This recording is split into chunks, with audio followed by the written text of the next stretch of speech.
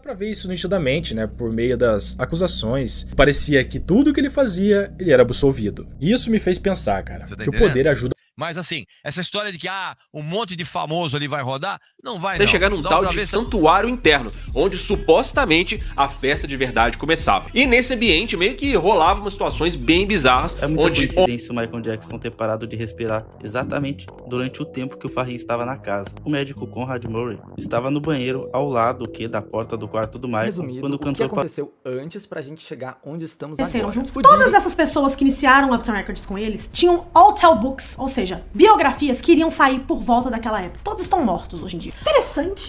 Absolutamente. Todos eles estão mortos hoje em dia. Uptown. Olá, sejam bem-vindos ao canal Labirinto Sinistro. Hoje vamos explorar o caso do safado criminoso conhecido como P. Diddy, e o que a internet sabe até agora.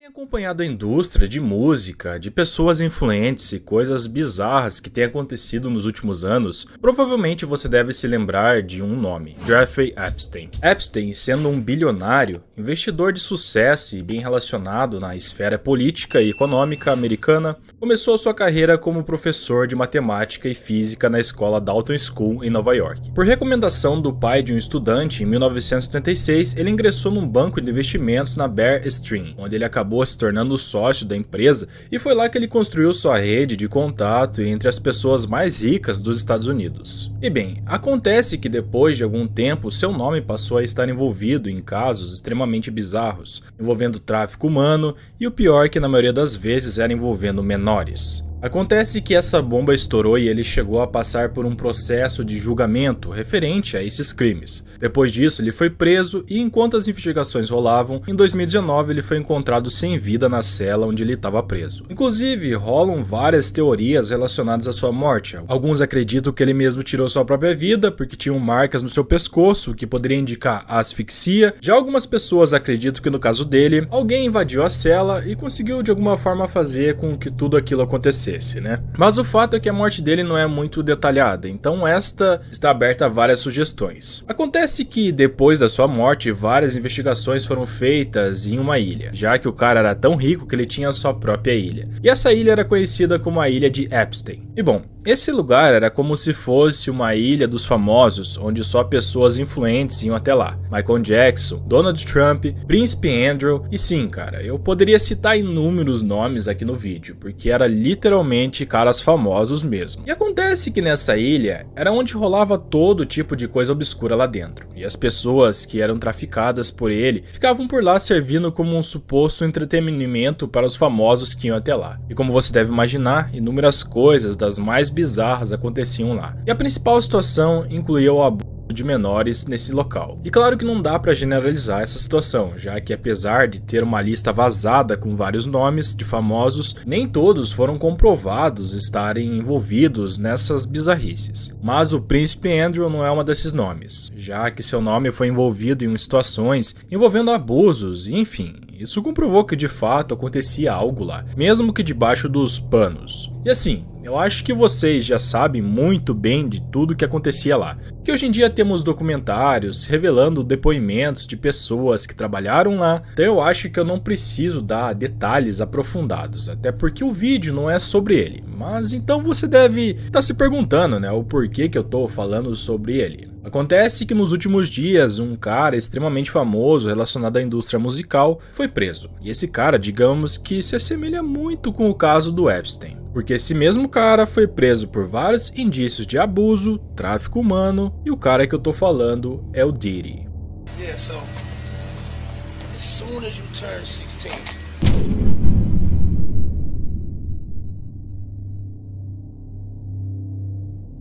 Quem é Diddy? Antes de começar, de fato, acho importante a gente comentar sobre ele. Sim John Combs, ou também conhecido como Diddy na indústria musical, nasceu em Nova York no dia 4 de novembro de 1969. Ele já teve outros nomes artísticos como Puff Daddy e P. Diddy, mas o fato é que esse cara foi responsável pela descoberta e desenvolvimento de vários artistas como The Notorious B.I.G., Mary Blige e Usher, nomes que provavelmente você já conhece ou ouviu falar sobre. Diddy ganhou 3 6 prêmios de Grammy, de 13 indicações, 2 MTV Video Music Awards, um MTV VMA Global Icon Award em 2023 e um prêmio do Guinness como o produtor de rap mais bem sucedido em 1997. Nascido no Harlem e criado em Mount Vernon, em Nova York, Diddy trabalhou como diretor de talentos na Uptown Records antes de fundar sua própria gravadora, a Bad Boy Records, em 1993. Ele iniciou a carreira de gravação após o sucesso comercial do primeiro cara que ele tinha iniciado os trabalhos, o rapper The Notorious B.I.G. Essa mesma música foi lançada após o assassinato não resolvido do Notorious B.I.G. E o álbum de estreia do Diddy, o No Way Out, lançado em 1997, foi aclamado pela crítica e atingiu o topo da Billboard, recebeu certificação de platina pela Recording Industry Association of America. Seus 2 singles anteriores, Can't Nobody Hold Me Down, I'll Be Missing You, ambos lideraram a Billboard. Então, resumidamente, no ramo da música, esse cara só decolava, era pedrada atrás de pedrada. Fora da música, ele trabalhou, ou pelo menos teve sua participação em vários meios, incluindo uma série da MTV, e ele também lançou a marca de roupas Sim John em 1998 e ganhou o prêmio de design de moda masculina do ano do Conselho de Designs de Moda da América em 2004. Diddy também atuou como embaixador da marca da vodka Ciroc de 2007 a 2023 e fundou a rede de televisão Revolt em 2013. O patrimônio líquido de Diddy foi avaliado em cerca de $1 bilhão em 2022, e isso fez esse cara ser um dos artistas de música mais ricos. Ou seja, ele tinha contato com várias gravadoras e uma rede de amizades com personalidades grandes ou com certa influência. Muitos nomes que você provavelmente deve conhecer e pessoas que seriam importantes depois que a bomba estourou.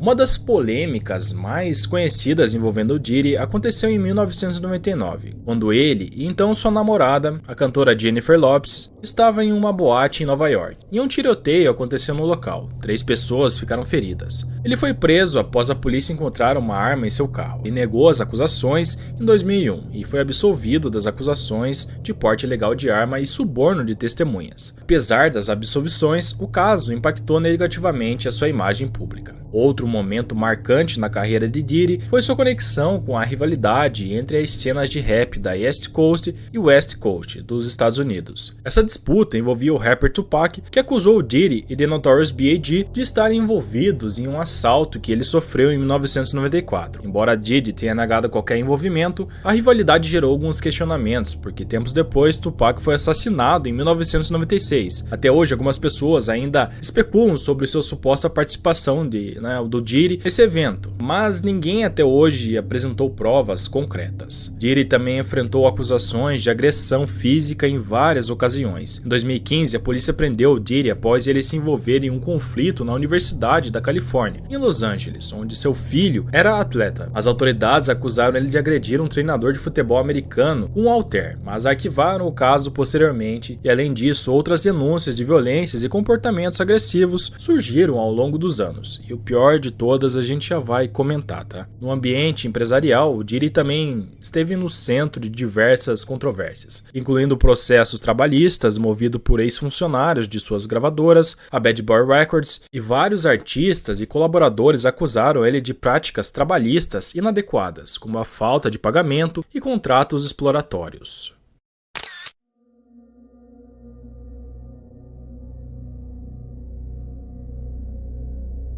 Bom, eu confesso pra vocês que o poder é algo que me assusta, é algo que me dá medo, porque isso revela os desejos obscuros mais profundos das pessoas. E pessoas como esse cara literalmente mostram como isso funciona de uma forma prática. E bom, acontece que de algumas acusações contra a Diddy começaram a ganhar destaque em novembro de 2023. Quando a sua ex-namorada, a cantora Cassie Ventura, entrou com um processo alegando ter sido traficada, abusada fisicamente e estuprada por ele ao longo de 10 anos. O processo foi absolvido rapidamente, com um acordo financeiro no dia seguinte, sem que Diddy admitisse qualquer culpa. No entanto, essa foi apenas a primeira de uma série de novas acusações. Diddy foi acusado de organizar festas de sexo chamadas de freak offs, nas quais as mulheres muitas vezes eram estavam intoxicadas com drogas eram forçadas a realizar atos sexuais que eram gravados e usados como forma de chantagem. Além disso, uma gravação de 2016 que veio à tona recentemente mostra o rapper agredindo a sua então namorada Cassie em um hotel em Los Angeles.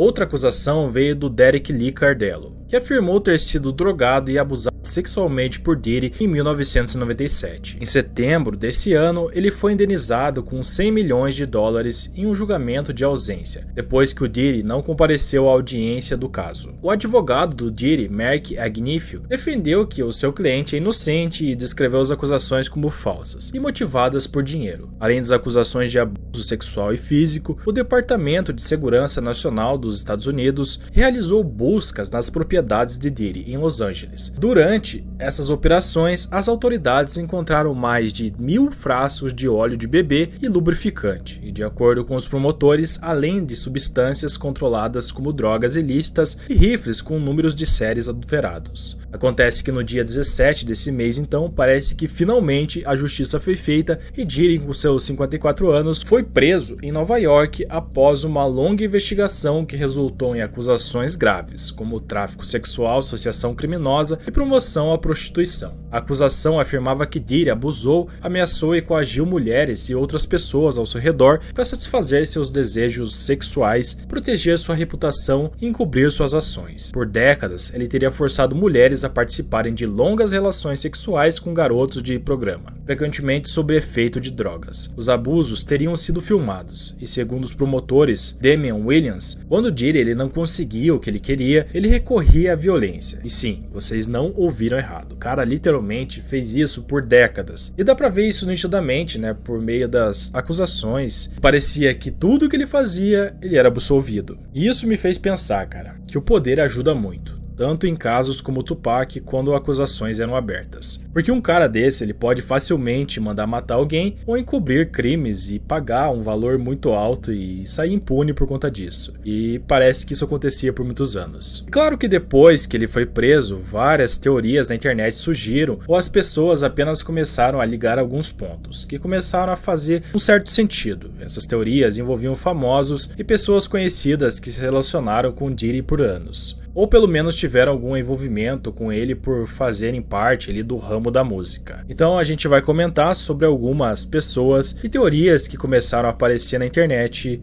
por conta disso.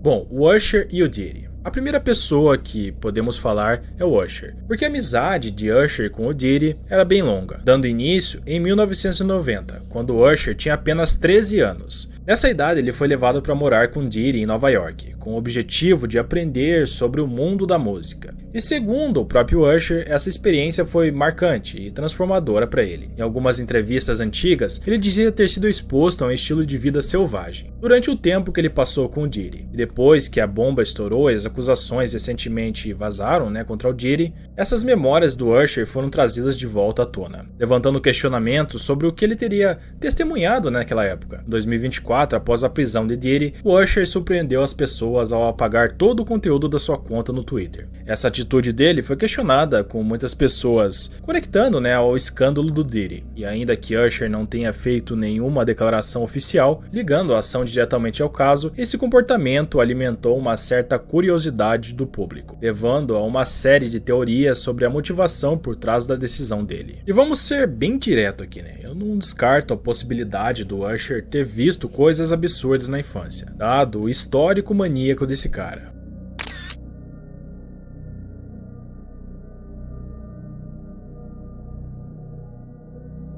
Bom, antes da gente comentar diretamente sobre esse caso, uma coisa importante que a gente deve contextualizar é que Diddy já foi casado com uma mulher que se chamava Kim Porter. Mas de forma curiosa, essa mulher acabou falecendo de pneumonia. E isso acabou sendo um certo alvo de questionamento para algumas pessoas. E eu digo isso porque ela tinha um livro chamado Memórias, que ela tinha escrito, e esse livro seria o grande exposed do Diddy, relatando todas as atrocidades e coisas bizarras que ele já fez, envolvendo menores, né? Então, dado esse contexto, eu acho que talvez vocês já tenham se ligado onde entra o Justin Bieber. Nessa história, pelo menos pelo que eu encontrei na internet, a Kim era a pessoa que filmava esses acontecimentos, nomeados como X-Tapes, onde eram vídeos comprometedores envolvendo menores. E possivelmente uma dessas pessoas era o Justin, principalmente por conta de um vídeo que tem circulado aí na internet nesses últimos dias, por conta dos acontecidos, onde o Diddy aparece de forma inusitada no estúdio, onde o Justin estava gravando uma de suas músicas. E o Diddy começa a questionar para o Justin o porquê que ele tinha desaparecido ou por que ele estava evitando ele.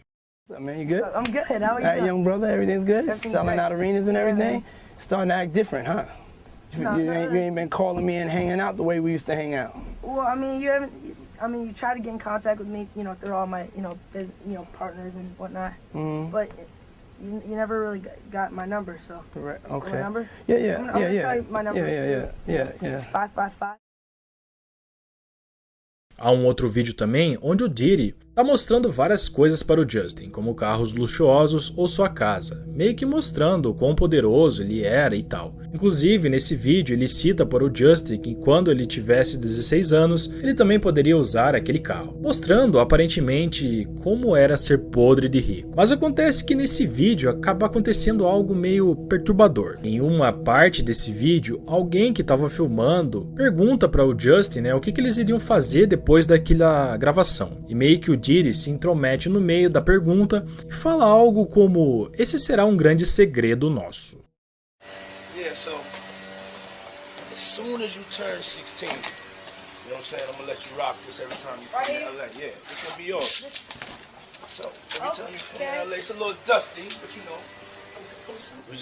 so check this out, yo. Justin, you ever seen the movie 48 Hours? Right now, he's having 48 hours with Diddy, him and his boy. They're having the times of their lives, like where we hanging out and what we doing. We can't really disclose, but it's definitely a 15-year-old's dream. I have been given custody of him. He signed to Usher. I'm signed to Usher. I had legal guardianship of Usher when he did his first album. I did Usher's first album. I don't have legal guardianship of him, but for the next 48 hours, he's with me. So and we gonna go full crazy. I'm going crazy. Crazy.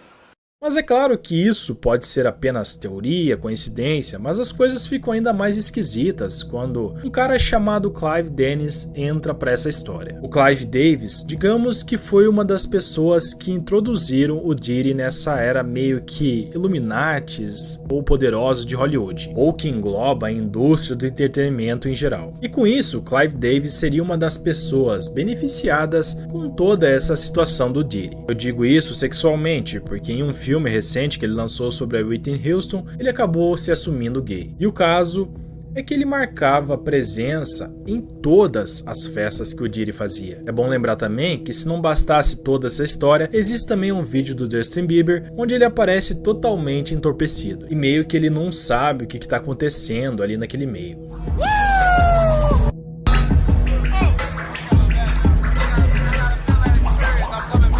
Também foi revelado que as pessoas que participavam das festas do Diddy eram drogadas para fazerem coisas que elas não lembravam ou pelo menos não queriam se lembrar. E isso foi um dos motivos para ele ter sido preso também, como a gente pode ver pelo histórico, de acusações. Não sei lá, cara, apesar de ser uma teoria, eu literalmente fiquei impressionado com algumas coisas que se encaixavam perfeitamente. Eu digo isso porque também tem alguns vídeos circulando no TikTok mostrando algumas músicas e coisas que o Justin falou ao longo de sua carreira, que poderiam sim estar ligadas ao Diddy. Agora a gente vai para a terceira parte das teorias da conspiração envolvendo o P. Diddy. E aí a gente chega nele no Justin Bieber. E no clipe de Yummy. Enfim, é o seguinte. Um dos nomes mais envolvidos no ciclo social do P. Diddy é o Usher. E o Justin foi apadrinhado pelo Usher, acho que boa parte da sua carreira, né? Enfim, o clipe de Yummy mostrar o Justin Bieber em um restaurante e as pessoas comendo e uma banda de tristes tocando, é uma coisa assim, muito louca. A teoria é que esse clipe seria uma denúncia sobre pedo dentro da indústria de Hollywood. Tudo ganhou muito mais força. Por meio das gravações de Yummy, Justin teve uma crise de ansiedade.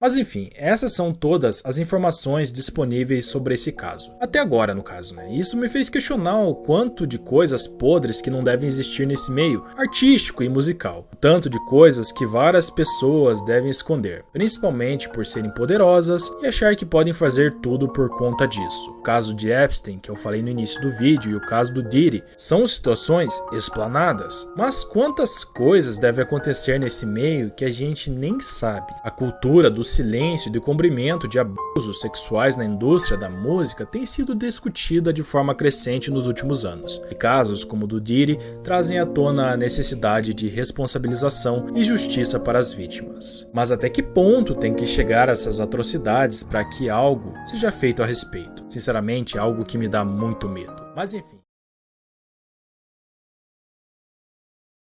O que vocês pensam sobre o caso P. Diddy? Muito famoso vai rodar.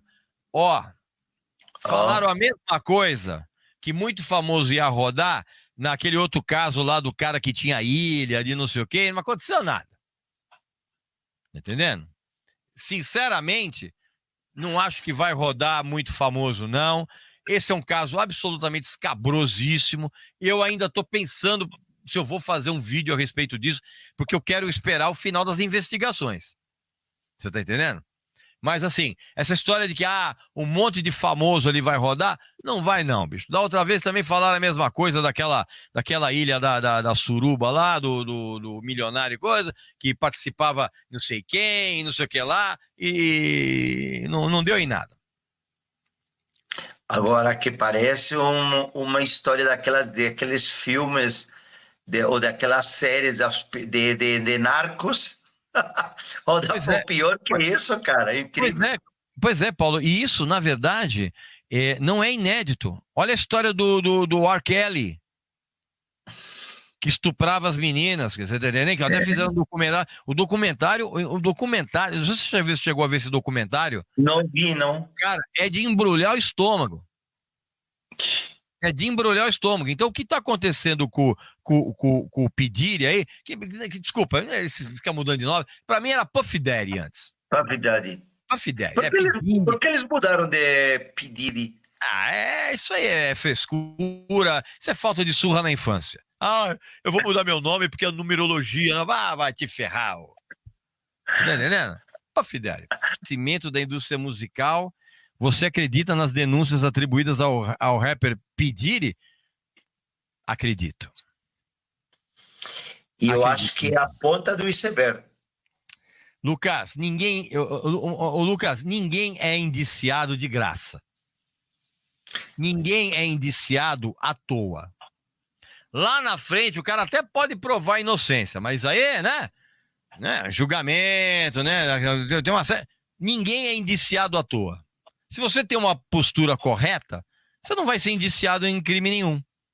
Agora, é interessante de que os mistérios, né, que foram acontecendo, tipo mortes de pessoas que eram relativas a ele, já chegaram a cogitar a possibilidade do Michael Jackson ter essa situação. E outra, nesse caso do P. Diddy, botaram lá já Beyoncé, o Jay-Z, já bota todo mundo famoso aí, né? Não tem nada de concreto nisso. We fed y'all, we gave y'all some drinks, now it's time to enjoy life. This is a celebration of life. This is the legendary white party. It's the real white party. And to all the kids have like an hour left Because after that, y'all gotta go. It's a wrap for y'all. Because this thing turns into something that when y'all get older, y'all don't want to come to. So, you know, let's just start to get our groove on a little bit. In an hour, we put the kids away. It's all good. All right, DJ, let's hit it. Let's do it.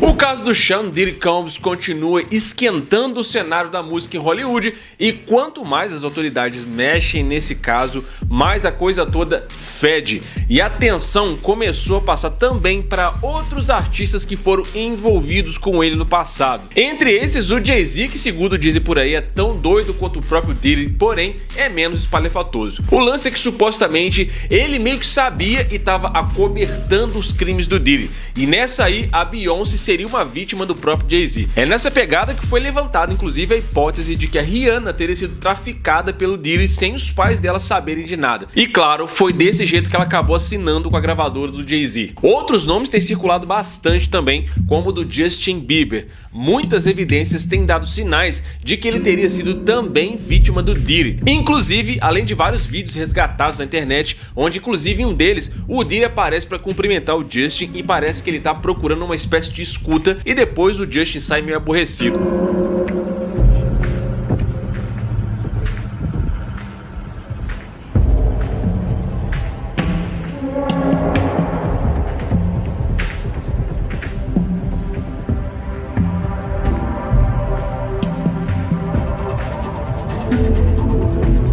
Algumas letras de música começaram a aparecer desabafos sobre supostos abusos sofridos. Uma delas é a música Lonely. Nessa letra ele diz: "E todo mundo me viu doente e parecia que ninguém dava a mínima. Eles criticaram as coisas que eu fazia quando eu era um garoto idiota. E se você tivesse tudo e parecesse que não havia ninguém pra ligar, talvez então você me conhecesse, porque eu tive tudo. Mas ninguém tava ouvindo. E isso é apenas eu solitário. Estou tão solitário, solitário." Nessa daí a gente teve o diário da Kim Porter, que é uma ex do Diddy, que veio a público há pouco tempo como livro. E nesse livro ela diz que o Diddy manteve relações aí mais picantes, vamos dizer assim, com um popstar adolescente e que teria feito uma homenagem com o vencedor do Oscar junto com a esposa dele. Aí você junta tudo isso ao fato de que a Khloe Kardashian uma vez disse que chegou a ver o Justin Bieber numa dessas festas bizarras do Diddy. Aliás, né, falando dessas festas aí, sério, o lance do Diddy com essas festas parece um roteiro de filme de tão surreal que as coisas são. Um novo vídeo do Diddy acabou vazando, mostrando ele dando um recado pra galera em uma dessas white parties no Hamptons. No vídeo dá pra ver o Diddy cheio de marra, com uma taça de champanhe na mão, falando que era a hora das crianças irem embora, que a verdadeira festa meio que ia começar. Ele fala que alimentou todo mundo, que deu bebida e que agora era a hora de curtir a vida, que aquilo é uma celebração da vida, a verdadeira festa branca. E aí ele meio que dá um ultimato pra galera. Ele fala que as crianças têm mais uma horinha e que depois disso aquilo ali vai se transformar numa coisa que só quando elas ficarem mais velhas que elas vão querer participar. E aí, né, mano, imagina tudo que rolava nessas festas. E tipo, todo tipo de celebridade aparecia nas festas dele, tipo o Leonardo DiCaprio, que tava entre os convidados de uma festa do Diddy em 1998. Aliás, falando de artistas e celebridades, um que virou alvo agora é o Ashton Kutcher. A amizade dele e do Diddy voltou a levantar suspeitas depois que o antigo trecho de uma entrevista dele foi recuperado na internet. É um vídeo de 2019 de quando o Ashton participou do programa Hot Ones. Inevitavelmente ele foi perguntado sobre as freak-offs e as white parties do Diddy. E nessa entrevista dá pra ver que ele fica meio constrangido sobre falar disso e ele acaba ali pegando um segundinho pra pensar numa resposta e diz que tem muita coisa sobre a qual ele não pode contar. Ele meio que deixou entender que não tem nenhuma história que seja apropriada pra estar numa entrevista necessariamente. Ele só disse assim: "Cara, isso é uma coisa bem estranha de se lembrar." Diddy party stories, they're our favorite genre of anecdote. If you have one, yeah. Wow. Okay, I've got a lot I can't tell. So,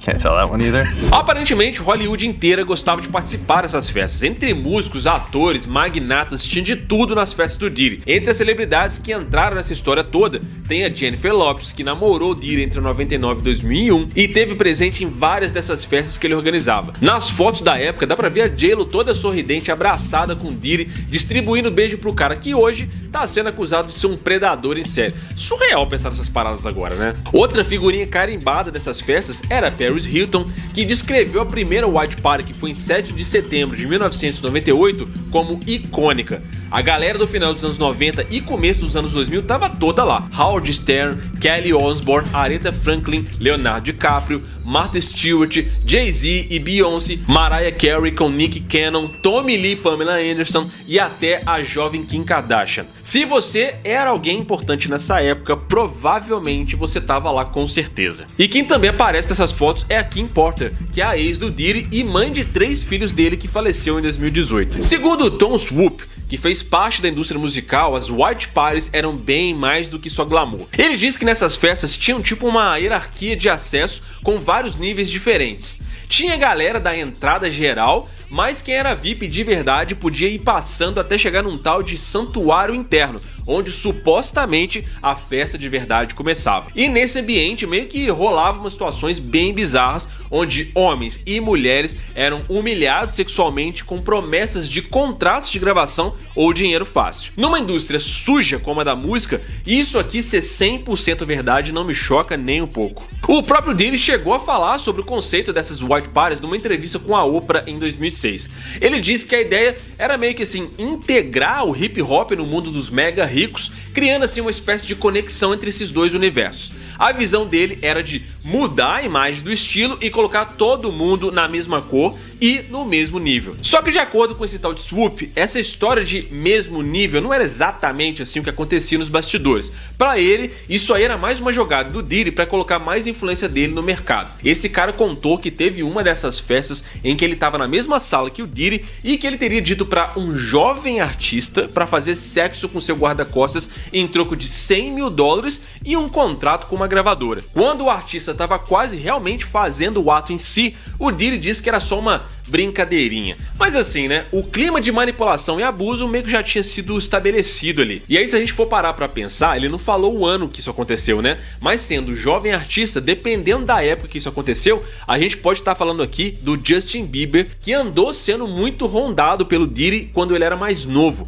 E claro que essas festas aí também eram regadas a muitas drogas. Quem já foi diz que êxtase e cocaína eram normais nessas festas e que a galera usava até no corpo uns dos outros. É por isso que muitas dessas celebridades agora estão suando aí ó frio, com a água batendo na bunda do Diddy. Até porque reza a lenda que nessas festas tinham câmeras escondidas e com tanta celebridade rondando, é claro que ele chantageou muitas delas e fez disso mais poder na indústria da música. Dizem até que o Kevin Hart tá passando um aperto agora. Isso porque durante uma dessas festas em 2011, ele acabou dando uma boa zoada no Diddy e esse momento tá rendendo agora. No vídeo, o Diddy e o Usher estão juntos e o Diddy começa a contar uma história meio estranha de quando eles eram mais novos e do nada ele diz que eles costumavam acordar juntos e até lutavam pelo cereal matinal quando eles eram crianças. Aí o Kevin Hart, sem deixar passar batido, logo zoou essa palhaçada, né? Dizendo o quanto esse comentário do Puff Daddy foi no mínimo esquisito. Para muitas pessoas, essa conversa aí levantou várias teorias e piadas, principalmente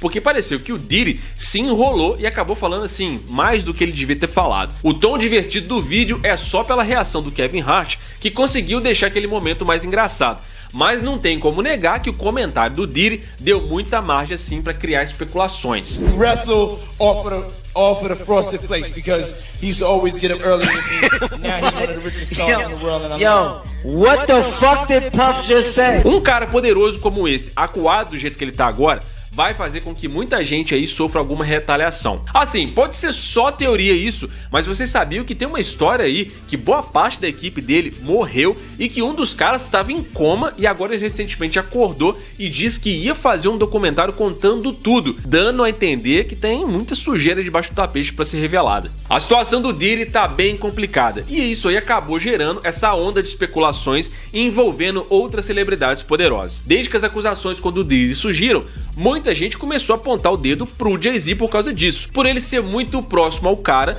e aí ficou todo mundo dizendo que ele pode ser o próximo na mira a cair. Tem também a Nicki Minaj, que andou falando bastante também sobre esse caso e acabou chegando ao Jay-Z. Ela foi pro Twitter e criticou o fato de ele e a Beyoncé não terem se pronunciado sobre as acusações contra o Diddy, o que abre muita margem para acreditar que de fato eles sabiam mesmo de tudo o que estava acontecendo. Num dos tweets mais polêmicos dela, a Nicki perguntou se o Jay-Z estava presente em festas envolvendo menores de idade, referenciando supostos crimes bizarros que o Diddy teria cometido nessas festas. Só que essas teorias são bem antigas, tá? E já vem desde os anos 90. Tem até uns rumores aí de que o Jay-Z teria se envolvido de um jeito errado com Foxy Brown e com a Alia, ambas menores de idade naquela época. E ainda tem uma história de que a Cat White aparentemente teve um relacionamento com o Jay-Z e morreu assim, de um jeito meio misterioso. Ela negou publicamente qualquer envolvimento com ele, mas depois de ser vista em festas com Diddy e Jay-Z,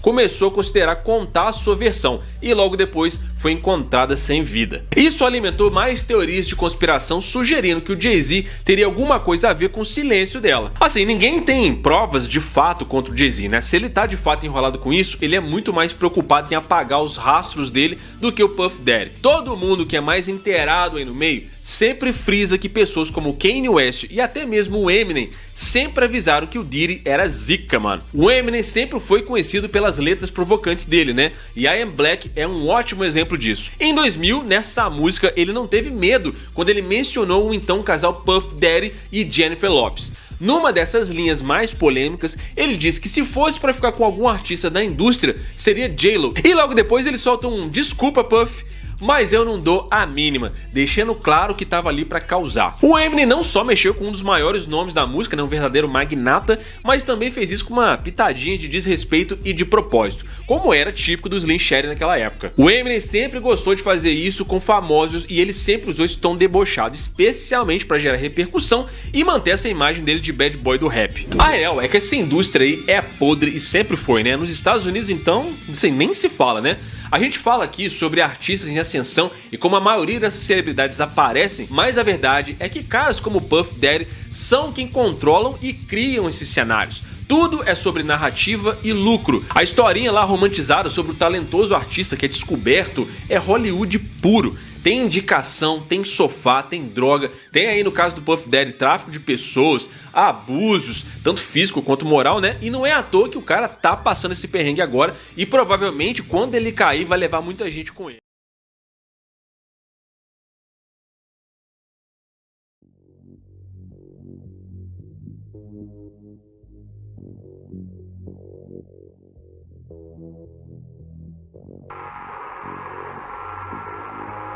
What's wrong, Michael? I don't know if I should tell you this, but I don't know who may be listening. There may be a group of people that want to get rid of me. They don't want me here anymore. I don't understand. What do you mean? Talk to me. I can't talk about it over the phone. I don't know what's going to happen, but I just feel in my soul. Only God knows they could keep me. They could stab me. They could frame me and say I overdosed on drugs. They can do a lot of things. Who could do this? It's not the government. It's more the government. But I don't know how to get. I don't care. They can kill me. I don't even care my life anymore. I just want my children to be okay. My angels to be safe. Michael. I gotta go. Então, em meio a esses últimos acontecimentos aí no caso do Puff Daddy, começou a circular várias teorias da conspiração, e uma delas é sobre a conexão dele com a morte do MJ, o Michael Jackson. We're listening to Mike right now. Obviously, you know, this is a really sad time right now, but we're celebrating his life. Your thoughts right now on the situation and the timing of this tragedy? Yeah, I mean, you know, he just somebody that changed my life. Então, a teoria sobre essa estranha conexão do Diddy com a morte do Michael Jackson começou a viralizar em 2024 mesmo, há alguns meses atrás. Tudo por conta da conexão entre o Diddy e seu chefe de segurança, Fahim Mohamed. Fahim Mohamed foi uma das últimas pessoas a ver o Michael Jackson vivo. Ele também era chefe de segurança do MJ na época da sua morte. E de acordo com os documentos aí do processo do produtor Lil Rod, que acusou o Diddy de assédio sexual e ação, esse Fahim Mohamed, que é referido como Mr. Mohamed, era um cara conhecido por ter o poder de fazer com que problemas e as pessoas desaparecessem. Na verdade, ele tinha conexões com as autoridades policiais e que o Puff Daddy e sua equipe sempre ligavam para ele quando se envolviam em algum problema policial em Miami e na Califórnia. Então, além dele ter contato com a polícia na Califórnia, ele tinha na Flórida, em 2 estados. O produtor Lil Rod disse que em 2022 o Diddy, seu filho e um amigo chamado G estavam no estúdio de gravação, depois rolou uma treta e esse amigo acabou sendo baleado no banheiro. O Fahim Mohamed usou suas conexões com a polícia de Los Angeles para encobrir o tiroteio. A polícia passou horas no local e no final não houve consequências legais para o Puff Daddy graças ao Fahim Mohamed. Num dos processos aí do caso do Puff, apareceu várias evidências que o rapper dirige uma operação de chantagem sexual na indústria da música há mais de 30 anos. O que descobrimos nesse processo é que o Fahim Mohamed, seu chefe de segurança, antes de trabalhar para o rapper, fez parte da nova equipe de guarda-costas que protegeu o MJ nos seus últimos dias. Ele realmente foi uma das primeiras pessoas a ver o Michael Jackson sem vida. No dia que o MJ morreu, o Fahim chegou na casa por volta pouco antes do meio-dia e ficou até meio-dia 10, fazendo a sua verificação de rotina. Depois ele saiu para o banco. Ele ficou uns 12 minutos fora e logo recebeu uma ligação do assistente pessoal do MJ, Michael Amir, que pediu para ele voltar e ir imediatamente para a casa do Michael Jackson, pois tinha recebido uma ligação do médico Conrad Murray que o cantor teve uma reação ruim. Fahim foi até o local e o Michael já não estava mais vivo. Ele levou os filhos do cantor para a babá deles, testemunhou a chegada dos paramédicos e foi isso. Na teoria, nesses 25 minutos que ele esteve na casa, talvez o Fahim fez algo para acabar com a vida do cantor, como por exemplo, ajustar o rolo do Propofol para que ele começasse a pingar mais rápido. É muita coincidência o Michael Jackson ter parado de respirar exatamente durante o tempo que o Fahim estava na casa. O médico Conrad Murray estava no banheiro ao lado da porta do quarto do Michael quando o cantor parou de respirar. Ele praticamente deixou acesso livre para qualquer pessoa com a chave da porta entrar e um chefe de segurança com certeza tinha essa chave. Durante esse tempo no banheiro, Conrad Murray ficou no telefone por alguns minutos, os mesmos últimos minutos de vida do Michael Jackson, e o médico ficou falando com algumas pessoas e boa parte desse tempo ele perdeu conversando com um paciente lá chamado Robert Russell, que estava se recuperando de uma cirurgia cardíaca feita pelo Conrad. Ele estava ameaçando o médico com uma ação judicial, pois ele tinha sido abandonado depois que ele foi contratado pela equipe AEG Live, a mesma produtora de shows que estava responsável pela turnê This Is It, do Michael Jackson. Enquanto ele falava ao telefone com a sua namorada, o médico saiu do banheiro e já encontrou o MJ morto. Ele tentou reanimá-lo, mas foi tarde. Esses 45 que o médico ficou no banheiro foi tempo suficiente para alguém entrar no quarto e mexer no equipamento intravenoso, permitindo que o Propofol fluísse livremente para as veias do cantor e causasse uma rápida parada respiratória. Essa pessoa pode ter sido Fahim Mohamed, segundo a teoria, e dizem que esse pai ele era um agente federal trabalhando para o governo. Atualmente ele é o tal cara da limpeza do Puff Daddy, não só guarda-costas. As imagens de vigilância da casa foram perdidas, então nunca saberemos qual foram as atividades do Fahim na casa. Quando Fahim Mohamed trabalhava para o Michael, ele era jovem. Tinha 19, 20, 21 anos, isso lá em 2009.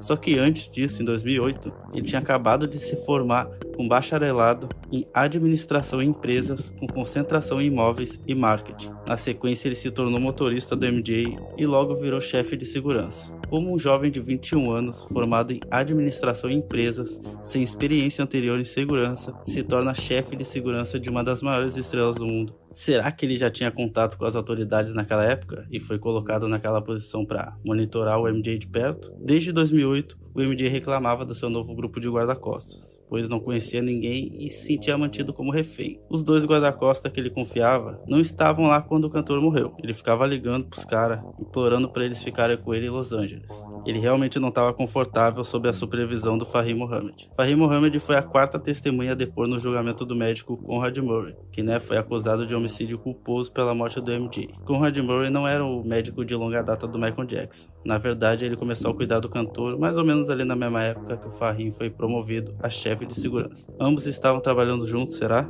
Eu vi aqui uma teoria bem ridícula. Alguns sites e alguns vídeos disseram de que o Fahim Mohamed é o irmão mais novo do Amir Mohamed, que foi a primeira pessoa apontada como assassino do Notorious Big. Isso segundo as investigações do Russell Poole.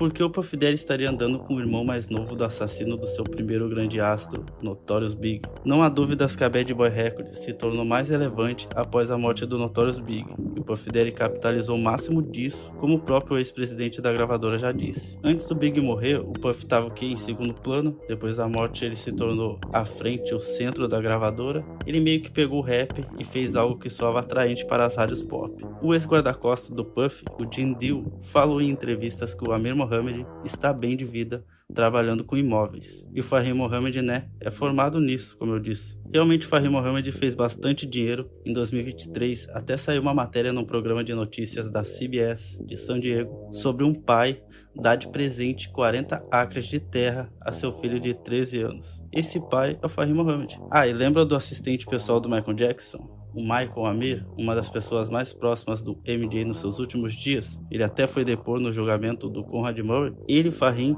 fundaram a Oasis, uma empresa de investimento multimilionária. O Fahim ele criou uma empresa também de segurança de celebridades, por isso ele passou a proteger o Diddy, mas como vocês viram, ele não fazia só a proteção do Diddy, ele tinha contato com a polícia. Será que esse contato vem desde a época de quando ele fazia a proteção do MJ? Na teoria, essa conexão entre ele, o Puff e o MJ não é apenas coincidência, mas faz parte de uma trama orquestrada por um grupo que supostamente exerce um poder significativo dentro da indústria. De acordo com algumas teorias, eles são responsáveis por gerenciar as personalidades públicas e as crises privadas de seus membros, garantindo seus segredos. Algumas teorias da conspiração revelam que os mesmos mecanismos de proteção e gestão de crise empregados na sequência da morte do MJ também estavam em jogo na gestão de várias alegações e desafios legais enfrentadas pelo Diddy, o que levou a especulação sobre existir um grupo secreto. Quando as casas do Diddy foram revistadas por agentes, eles levaram todas as fitas, mesmo as fitas que ele usava para chantagear celebridades. Ou esse grupo usava o Puff Daddy para chantagear celebridades. Eles provavelmente recolheram tudo antes que o mundo soubesse qual conteúdo tinha dentro das fitas. No mais é isso, a teoria sobre o caso do Diddy ter conexão com a morte do MJ. Não que o Diddy matou o MJ, mas se ele é tão associado assim ao Fahim Mohamed, e o Fahim Mohamed realmente tem alguma coisa a ver com a morte do MJ, provavelmente o Puff Daddy sabe toda a verdade. Gente, o caso do Diddy só fica pior a cada dia que passa. Isso porque as notícias sobre o rapper não revelam só a podridão dele em si, mas também do ambiente que o cercava e das pessoas que se relacionavam com ele. Em abril desse ano, eu fiz 2 vídeos sobre o caso do Diddy aqui no canal, falando sobre as primeiras denúncias que vieram a público, feitas ainda em 2023, e explicando por que a casa dele estava sendo invadida pela Homeland Security, divisão da polícia americana que lida diretamente com casos de ameaça à segurança do país, como terrorismo, espionagem e tráfico humano. Na época dos meus vídeos, o Diddy ainda não tinha sido levado à justiça. A gente tinha essas acusações e a gente sabia que estava rolando uma investigação poderosa nos Estados Unidos. Pois muito que bem, a bomba explodiu na semana passada. O magnata da indústria do entretenimento foi preso, acusado, entre muitas coisas, de tráfico sexual, associação ilícita e incitação à prostituição. Eu vou contar tudo que a gente sabe sobre essa prisão e o que ela pode representar para as pessoas próximas ao Diddy. Gente, o Diddy inventa um monte de nome para ele. É Diddy, é P. Diddy, Puff Daddy, Sean Combs. Eu vou chamar só ele de Diddy, tá bom? Ele não merece o meu respeito de validar todos os nomes que ele escolheu ao longo da vida. É o Diddy. 2 vídeos longos aqui no canal sobre toda essa situação. Eu não quero me prolongar muito no contexto, tá? Eu vou te dizer bem rapidinho e bem resumido o que aconteceu antes pra gente chegar onde estamos agora. O Diddy era um dos grandes nomes da indústria da música. Ele começou a construir o seu império ali na virada dos anos 80 para os anos 90. Ele foi descoberto por pessoas que tinham muito poder nas mãos, foi crescendo o seu nome em Hollywood como músico e produtor e, por sua vez, também foi responsável por descobrir e apadrinhar outros artistas, como o Usher, o Biggie e a Mary J. Blige. Com o tempo, o Diddy se tornou uma entidade em Hollywood, produzindo os maiores hits, amigo das maiores celebridades e anfitrião das festas mais comentadas da América. Antes da gente descobrir os horrores que aconteciam nessas festas, o mundo conhecia o estilo Diddy de farrear, era uma piada, era uma referência. O próprio Diddy abraçava essa ideia das festas dele serem muito icônicas e muito liberais. E aí, depois de algumas décadas de sucesso, pulamos para 2023, ano passado, quando a sua ex-esposa, Cassie Ventura, abriu uma denúncia contra o rapper por agressão física, abuso sexual e tráfico humano. O processo foi arquivado porque a Cassie aceitou um acordo em dinheiro, provavelmente achando que essa ia ser a única justiça que ela ia conseguir em vida, e o que ela não esperava é que ela ia desencadear um efeito dominó, com outras vítimas surgindo para denunciar o produtor. Por mais que a gente não tivesse visto nenhum movimento da justiça, era óbvio que a casa dele ia cair. Eram muitas denúncias com histórias bem parecidas e envolvendo até nomes famosos. Um dos últimos processos a surgir foi feito pelo Lil Rod, famoso produtor que trabalhou com Diddy no último álbum dele, lançado também em 2023, e que disse ter sido abusado e forçado a fazer sexo com garotos de programa pelo Diddy. E a história ganhou novos capítulos no primeiro semestre de 2024, quando a Homeland Security fez uma mega operação na mansão do Diddy e apreendeu drogas, HDs de computador e armas. Eu vou segurar um pouco as informações aqui, porque até então a gente não sabia o que tinha nesses HDs. Agora a gente já sabe. Eu vou te contar quando a gente chegar na parte da prisão. Dá uma olhada aqui na minutagem. Outro capítulo dessa história veio algumas semanas depois, quando vazou um vídeo de uma câmera de segurança de um hotel, onde o Diddy aparecia perseguindo e espancando a sua então esposa, a Cassie Ventura. As imagens batiam 100% com um dos relatos daquele processo que ela arquivou, em que ela dizia ter sido levada para um hotel, obrigada a ter relações com garotos de programa enquanto o Diddy filmava e depois ter apanhado quando tentou escapar do quarto. E nessa semana o caso ganhou um capítulo surpresa, que eu acho que ninguém estava esperando. Viralizou o depoimento de um criminoso que foi preso em 2018 depois de causar o terror num hotel lá dos Estados Unidos. O cara entrou no prédio, destruiu o patrimônio, trocou tiros com a polícia e foi preso. No depoimento, ele expôs tudo que ele sabia sobre o Diddy. Que? Fefo, qual que é a relação de uma coisa com a outra? Pois é, eu também não sei. E o policial que estava interrogando ele também não fazia ideia. Basicamente, ele diz no depoimento que fez o que fez no hotel porque ele queria chamar a atenção pro que ele tinha a falar. Sabe o Sean Combs, o Diddy?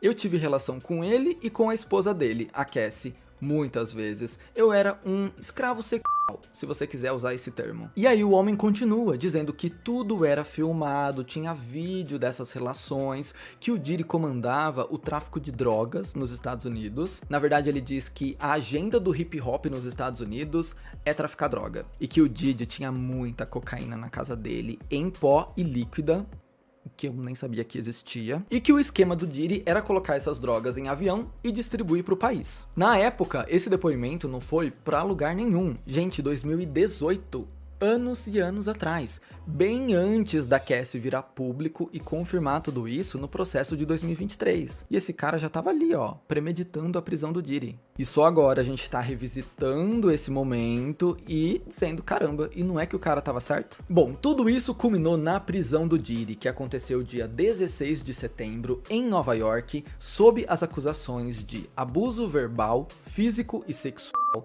tráfico sexual, ameaça, coerção, associação criminosa para promover a prostituição, o trabalho forçado, o sequestro e a obstrução de justiça, entre outros crimes. Sim, eu citei tanto crime que você deve ter ficado perdido, e mesmo assim a justiça diz, entre outros crimes. De acordo com o órgão da justiça, o Diddy abusou, ameaçou e coagiu mulheres e outras pessoas ao seu redor para satisfazer os seus desejos sexuais, proteger a sua reputação e ocultar as suas ações, usando o império que ele construiu para atingir esses objetivos. O promotor Damian Williams revelou que o músico construiu um sistema baseado na violência, para obrigar essas mulheres a terem relações sexuais com garotos de programa, sob efeitos de drogas e enquanto eram filmadas, e se ele não conseguia o que ele queria, ele basicamente partia para a agressão. E aí ele conseguia de qualquer jeito. Sabe o que a Homeland Security encontrou na casa dele para sustentar todas essas acusações? Primeiro, muitos e muitos vídeos das freak offs, que é como ele chamava as festas dele, onde as mulheres apareciam sendo forçadas a usar drogas e a ter relações íntimas com profissionais. É dito no processo, inclusive, que o Diddy mantinha o silêncio dessas pessoas com dinheiro e com ameaças. Segunda coisa encontrada na casa do Diddy: armas e munição. Ah, eu esqueci de acender minha luz. Terceira coisa encontrada: mais de 1000 frascos de lubrificante que o Diddy usava nas festas da sua casa e dos hotéis que ele frequentava. Sim, mais de 1000 frascos de lubrificante para as freak offs. A justiça diz que o Diddy pedia para sua equipe de funcionários estocar esse lubrificante nos hotéis que ele ia. Percebe que eu mencionei agora a equipe de funcionários do Diddy? Pois é, o processo reforça que existia uma associação criminosa envolvendo seguranças, assistentes, camareiros, cinegrafistas. Sim, porque os abusos não eram filmados com uma TechPix não, tinha câmera profissional, tinha iluminação profissional. É muito provável que mais nomes surjam em breve, principalmente dessas pessoas que trabalhavam na casa do Diddy. Enquanto isso, do outro lado da história, o advogado do Diddy disse que ele não tinha nada a esconder e estava decepcionado com a decisão da justiça, porque esse processo era um processo injusto, visto que o Diddy tinha colaborado com todas as investigações até aqui. Ele até se mudou para Nova York uma semana antes da prisão, para ficar mais perto ali e fazer a justiça acontecer. Que engraçado o Diddy dizer que estava colaborando com a justiça, sendo que nos últimos meses ele só negou todas as acusações e disse que as pessoas estão atrás do dinheiro dele. Tudo que estavam falando, todas as denúncias, era um esquema para tirar a fortuna dele. Mas agora ele tá se pintando como o bom moço. Só para você saber, a imprensa tá especulando que caso ele seja culpado dessas acusações, é bem provável que ele pegue uma pena perpétua. O TMZ informou que numa tentativa de ficar em liberdade até o seu julgamento, que não tem data para acontecer, ele teria oferecido 50 milhões de dólares. Mas o juiz negou esse pedido de fiança e disse que o medo não é nem o Diddy fugir do país, mas sim ele adulterar o depoimento das testemunhas, porque já chegou na justiça que antes de ser preso, o Diddy tentou contato com as testemunhas do caso. Ou seja, mais um tempinho livre, ele ia mexer os pauzinhos para conseguir se livrar, seja chantageando as testemunhas ou obstruindo a justiça, com os contatinhos que ele tinha lá na polícia. A situação do Diddy é feia e ele sabe disso. Segundo fontes da revista People, o cantor foi colocado em observação por tendências suicidas, aquilo que eles chamam de Suicide Watch, que é basicamente uma cela separada para quem tá ameaçando tirar a própria vida. Vale ressaltar que o MDC, onde ele tá detido, abriga 1.600 detentos e é conhecido por ser um lugar meio barra pesada. A prisão conta com um alto número de mortes e de tentativas de detentos tirar a própria vida. Desse ano mesmo tem registro de detento que morreu lá. Eu li uma entrevista de 2 guardas que trabalharam nessa instituição e eles contaram que lá, pros detentos, quando chega um criminoso muito barra pesada, é meio que distintivo de honra você conseguir acabar com a vida dele. Você ganha status dentro da prisão entre os outros detentos. Fui eu que acabei com aquele ali. E o Diddy chegou com um alvo no meio da cabeça. Todo mundo quer esse peixe grande, por isso ele tá em perigo dentro da cadeia. E tem muita gente se questionando se o Diddy não vai dar uma de Jeffrey Epstein, ou seja, tirar a própria vida antes de botar a boca no trombone e expor outras pessoas, o que seria muito suspeito. E assim, vamos ser sinceros, se o Diddy cair sozinho, eu vou ficar surpreso. Ele vai levar mais pessoas pra baixo. Primeiro, porque a justiça já cita uma afiliação criminosa, pra abusar, sequestrar, chantagear e traficar pessoas. Então certeza que essa galera da afiliação criminosa vai cair. Segundo, porque depois de tantas décadas na indústria, fica difícil acreditar que as pessoas mais próximas a ele não sabiam de absolutamente nada. E antes da gente continuar, vamos entender como eram as festas do Diddy. De acordo com o que foi obtido pela justiça, as festas macabras do Diddy podiam durar dias e eram todas filmadas. As imagens mostram pessoas abusando de substâncias e sendo forçadas a engajarem em relações íntimas. Em um vídeo obtido pelo Daily Mail, o Diddy aparece em uma dessas festas, uma festa all white, com todo mundo usando branco, e ele se posiciona na sacada do segundo andar, dando as diretrizes da festa. Ele diz: "Nós alimentamos vocês, nós demos bebida a vocês, agora é hora de aproveitar a vida. Essa é uma festa para celebrar a vida." Nesse mesmo trecho, ele diz: "Crianças, aproveitem mais um pouco, logo logo vocês vão embora.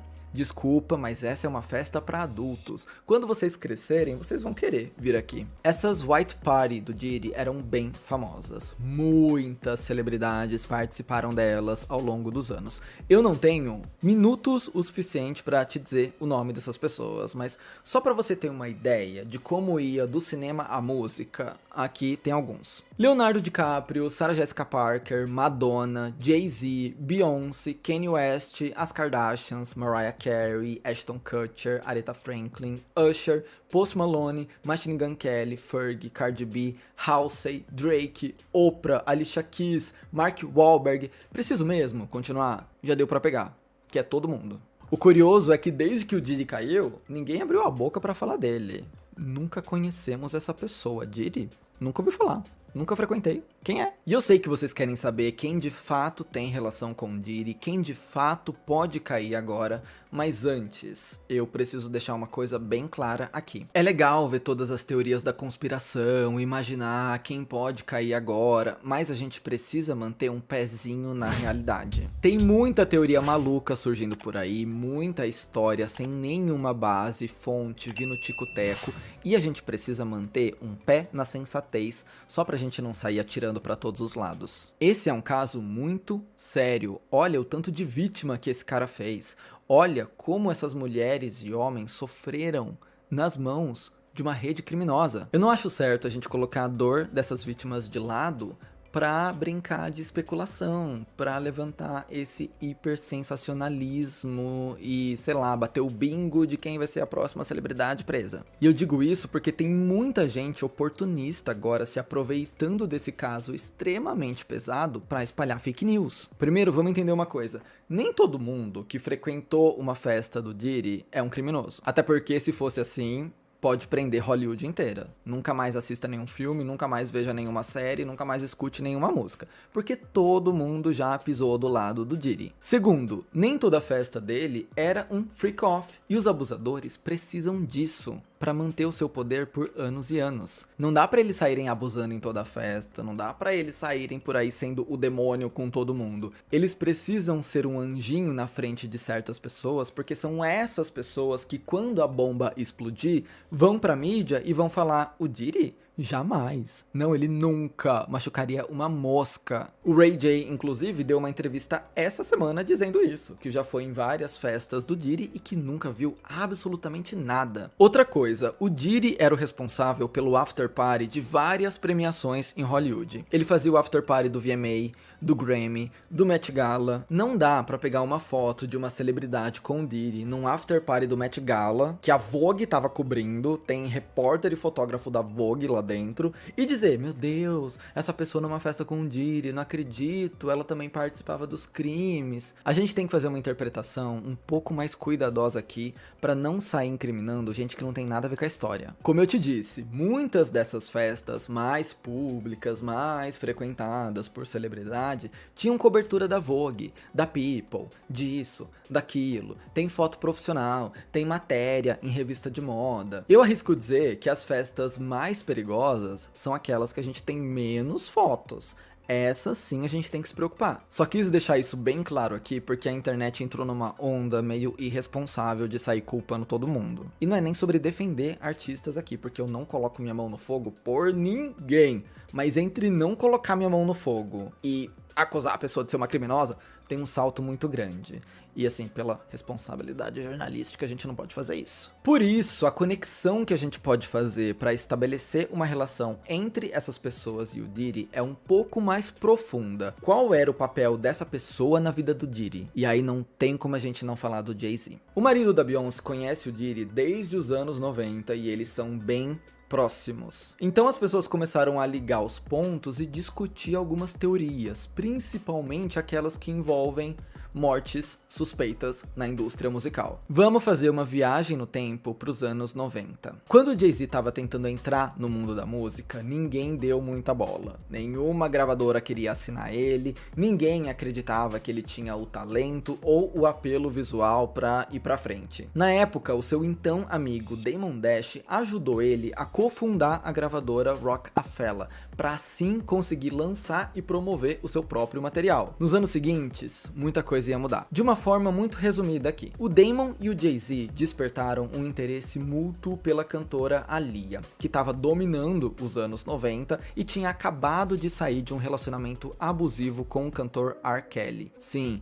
o R. Kelly, que hoje tá preso por ser um criminoso, pedo, ele foi casado com a Aaliyah e se relacionava com ela desde que ela tinha, sei lá, 13 anos. Um horror. A promessa do R&B, embora mantivesse uma boa relação com ambos, escolheu o Damon Dash como seu par romântico. Para o Damon, a Aaliyah confidenciava tudo que ela tinha sofrido nas mãos do R. Kelly.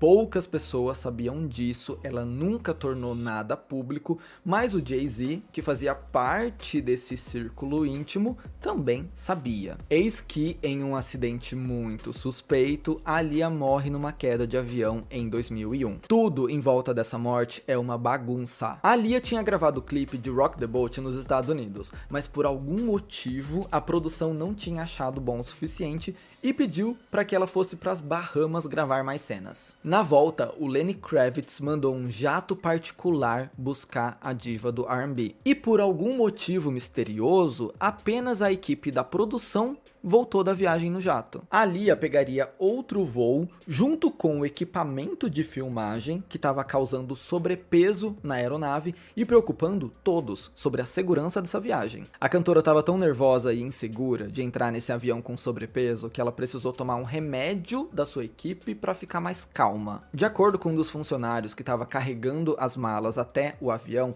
a Aaliyah teria entrado na nave desacordada depois de tomar esse remédio, depois de tomar esse coquetel que a equipe dela deu para ela. Resumindo, ela nem queria ir para as Bahamas, ela foi porque a equipe pediu por mais cenas, ela não voltou no avião que tinha que voltar, ela estava com medo de voar e precisou entrar na nave dopada. Por causa do sobrepeso, o avião caiu logo que decolou e o mundo perdeu a nova promessa do R&B. A causa da morte foi o desbalanceamento de peso na nave e a polícia também identificou sinais de álcool e cocaína no sangue do piloto. Como essas foram as causas oficiais do acidente, ninguém nunca investigou o porquê dela tá nesse avião e não no outro. O ponto é, fica comigo. Pouco depois dessa tragédia, o Jay-Z se afasta de um ainda enlutado Damon Dash e começa a trabalhar, sabe com quem?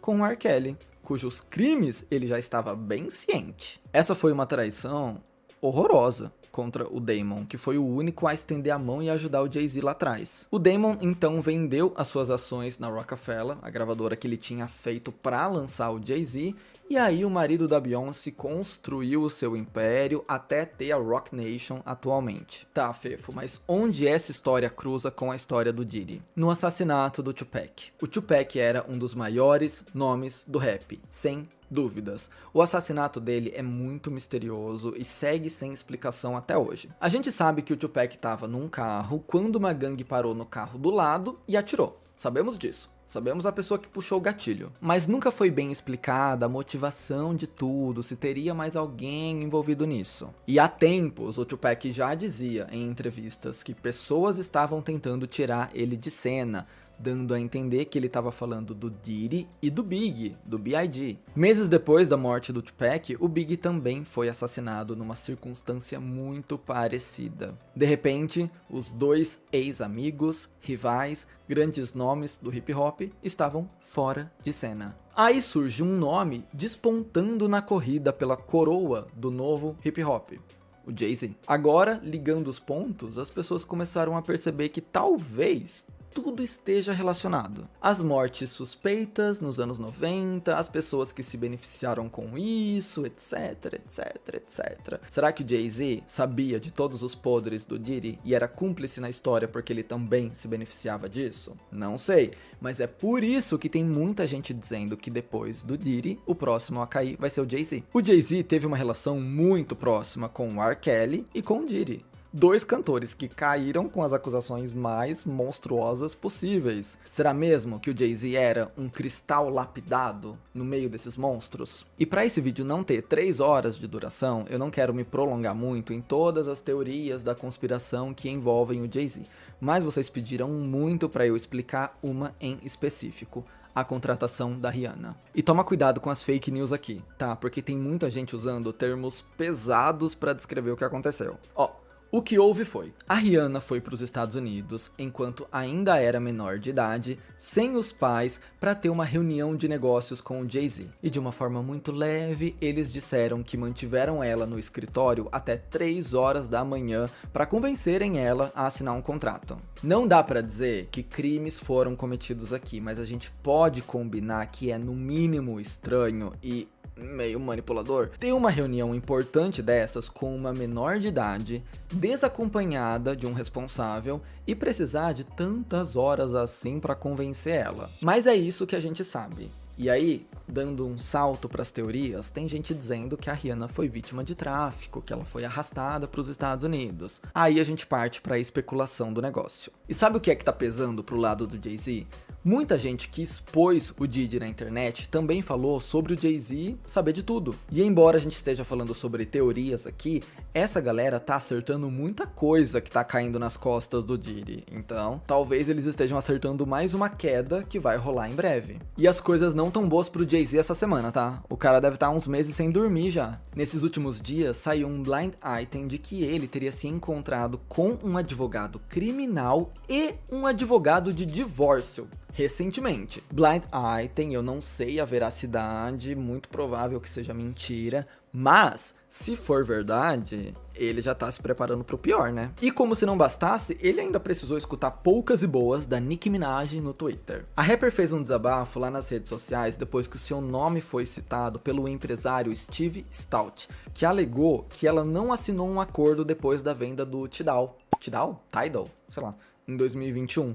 E que ela tava brava por causa disso, porque o Tidal foi vendido e a Nicki Minaj não tinha ganhado nada. Pois a Nicki foi pra internet, disse que foi enganada sobre o acordo com o Tidal e que ela recebeu uma proposta depois da venda da plataforma de streaming, que na verdade era uma tentativa de silenciamento. Por isso que ela recusou. Ela falou que ofereceram $1 milhão pra ela ficar quieta, aceitar a venda do Tidal e seguir a vida. E ela não aceitou esse $1 milhão, ela não precisa disso. Ela ainda acusou esse Steve de trazer esse assunto à tona só para desviar o foco das pessoas que estavam pressionando o Jay-Z a dar um pronunciamento sobre o amigo dele que foi preso. Ela foi grandona, ela soltou os cachorros. E uma coisa tá clara nessa situação: tá todo mundo tentando fugir do Diddy. O Usher, que foi treinado pelo Diddy lá nos anos 90 e viu muita coisa que não era certa, apagou mais de 7.000 tweets essa semana. Depois ele veio à rede social dizer que sua conta foi hackeada e que as pessoas estavam emocionadas demais para tirar conclusões. Eu não sei que hacker invade sua conta e, em vez de tweetar coisas ou roubar os seus dados, apaga tweets. Um hacker que faz uma limpeza nas redes sociais. Ok. Mas é isso, agora que a casa caiu pro Diddy, a internet tá numa caça às bruxas contra todo mundo que já deu um bom dia pra esse homem. As celebridades estão com medo de que possa surgir alguma coisa contra elas. E mais uma vez fica aquele alerta para você fazer o discernimento do que é real e do que não é. Por exemplo, tem viralizado alguns artigos dizendo que a Pink também apagou seus tweets por estar com medo de ser vinculada ao caso do Diddy. Mas assim, a gente nem tem evidência dessa relação entre Pink e Diddy, e os fãs disseram que a Pink apaga os seus tweets há muito tempo, desde antes de toda essa história. Então talvez a internet esteja começando a caçar pelo em ovo. Outra coisa, a Megan Fox apagou tudo do seu Instagram recentemente. E aí tem post na internet dizendo: não me surpreende a Meghan estar fugindo também, sempre achei ela muito estranha e agora ela está apagando suas evidências na internet. Sendo que a Megan Fox apaga o Instagram dela todo mês e volta no mês seguinte, literalmente. Então eu acho que a gente precisa fazer algumas ressalvas na história. E é bom a gente tomar cuidado e maneirar nas teorias da conspiração, porque como eu te disse, tem gente oportunista nisso. Acredite se quiser, quem tá usando todo esse caso a seu favor é o Donald Trump. Essa campanha presidencial não tá a mais limpa da história dos Estados Unidos, e o Trump compartilhou nas suas redes sociais uma foto adulterada da Kamala Harris com o Diddy, dando a entender que a Kamala frequentava as festas do Diddy. Gente, onde chegamos? A imagem não é real, a Kamala tá com um apresentador de TV na foto, e assim, quem tem 200 fotos com o Diddy é o Donald Trump. Qual que é o sentido dele acusar a Kamala com uma foto falsa, sendo que ele tem 1 milhão de fotos? Gente, não entendi essa. E de fato, os dois candidatos já interagiram com o Diddy de forma pública. Primeiro porque em 2020 o Diddy fez uma ação na época da pandemia, e aí a Kamala agradeceu ele publicamente. E o próprio Trump já disse no programa do Jimmy Kimmel que o Diddy era amigo dele, e ele usou a palavra amigo. Então, sei lá. É por isso que eu digo que tem muita gente se aproveitando de um caso sério, de vítimas que ainda não viram justiça, para fazer marketing pessoal, ou para difamar alguém que sempre teve algo contra. E só pra gente concluir, outra teoria que tá dividindo a internet tem relação com a ex-esposa do Diddy, a Kim Porter. Lembra que em volta do Diddy tem muitas mortes suspeitas? Pois é, ele e a Kim tiveram uma relação de idas e vindas por muitos anos até finalmente se divorciarem em 2007. A Kim era secretária da gravadora que descobriu o Diddy. Lá atrás, ela estava com ele desde o começo, acompanhou tudo o que aconteceu na vida do rapper. E supostamente, a Kim Porter estava escrevendo um livro das suas memórias. Processo criativo que foi interrompido em 2018, quando ela faleceu por uma pneumonia não tratada. Uma mulher saudável, de 40 e poucos anos, com dinheiro, falecendo por pneumonia em pleno 2018. Que estranho, né? Pois é, agora parece que o livro de memórias vai ser lançado por meio do seu melhor amigo, que coletou os primeiros rascunhos dela antes de morrer. No livro, que é coescrito por esse amigo, a Kim expõe todos os podres do Diddy e ainda confirma algumas teorias antigas da internet, incluindo o abuso que ele teria praticado no Justin Bieber. Eu falo mais sobre isso no primeiro vídeo, sobre o caso. A questão é, como esse livro é coescrito por esse amigo, a gente não sabe exatamente o que de fato saiu da Kim Porter e o que foi colocado ali por outra pessoa. Então a credibilidade dessas acusações está um pouco incerta agora.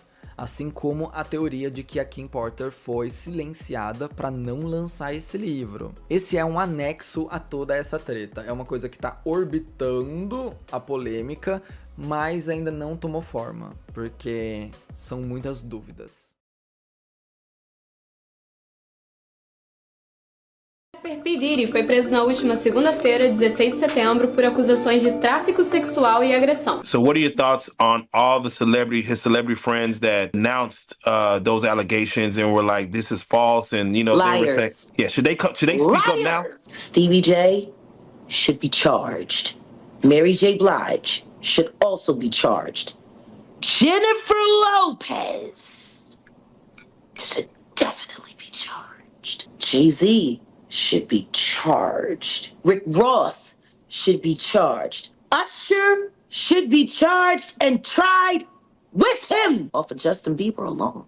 Sean Diddy Combs, nascido em 69 em Nova York, é um dos maiores empresários do mundo da música. Ele é um dos grandes primeiros bilionários da música e todo mundo conhece ele porque ele tá ali com o dedinho dele em vários hits de sucesso aí ao redor do mundo. Ele sempre foi inclinado pra música, mas ele começou de fato a entrar nesse meio nos anos 90 na Uptown Records e lá ele entrou em contato com outros grandes moguls também da música, como André Harrell, como Clive Davis, pessoas que já tem aí um histórico questionável quando se trata de crimes, né, gente? Basicamente, ele se tornou, aos 20 e poucos anos, pupilo dos homens mais sinistros e obscuros da música. O próprio guarda-costas do Diddy, que trabalhou com ele mais de 20 anos, chegou a dizer que tudo que o Diddy faz hoje e a impunidade que ele acreditava que ia acontecer pro resto da vida dele, se dá pelo fato que ele viu os mestres deles fazendo isso 20, 30 anos atrás e achava que não ia acontecer nada com ele nunca. You gotta realize, man, he learned from Andre Harrell, he learned from Russell Simmons,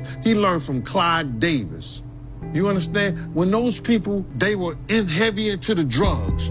They was heavy into beating women and doing things at that age, at that crazy stage. That's gonna make him think that he could get away with the same thing that they was getting away with back then. Tudo que ele fez, hoje em dia, que ele está fazendo, ele aprendeu com os seus mestres lá nos anos 90, igualmente questionáveis. Só que o Diddy, ele também era competente, ele foi criando mais independência ali na indústria, ele criou seu próprio selo, a Bad Boy Records, responsável por apadrinhar pessoas como Biggie Smalls, Faith Evans, Mary J. Blige e Usher no seu Flavor Camp, que era um lugar ali de treinamento para ele preparar essas pessoas para o mundo do entretenimento, para tornar essas pessoas estrelas. E o próprio Usher já chegou a dizer que ele nunca deixaria os filhos dele ir para esse Flavor Camp, porque ele viu muita coisa errada acontecendo ali, que ele não entendia também muito bem, porque ele tava só se divertindo e ele tinha apenas 13 anos de idade. You're a dad now. Would you ever send your kid to Puffy Camp? Hell no. Basicamente, o Usher foi o primeiro grande pupilo do Diddy. Assim como ele foi um dos primeiros grandes pupilos do Andre Harrell, do Clive Davis. A gente pode até fazer um vídeo só sobre esses moguls da indústria que basicamente são responsáveis por matar um tanto de gente, incluindo a Whitney Houston, Michael Jackson, o Tupac, o Big. Se vocês quiserem. E assim, o Usher fez a mesma coisa eventualmente com o Justin Bieber. Já fizemos um vídeo sobre o Usher, de tipo, ver um talento promissor ali aos 13, 14 anos, apadrinhá-lo. E assim como a mãe do Usher permitiu que a guarda do Usher ficasse durante alguns anos, enquanto ele era menor de idade, nas mãos do Diddy, porque ele era o empresário mais capacitado, o Usher fez o mesmo com o Justin Bieber. Assim que o Justin Bieber foi apadrinhado por ele na indústria, ele colocou o Justin Bieber nas garras do Diddy, porque o Diddy é um cara que entende muito da música.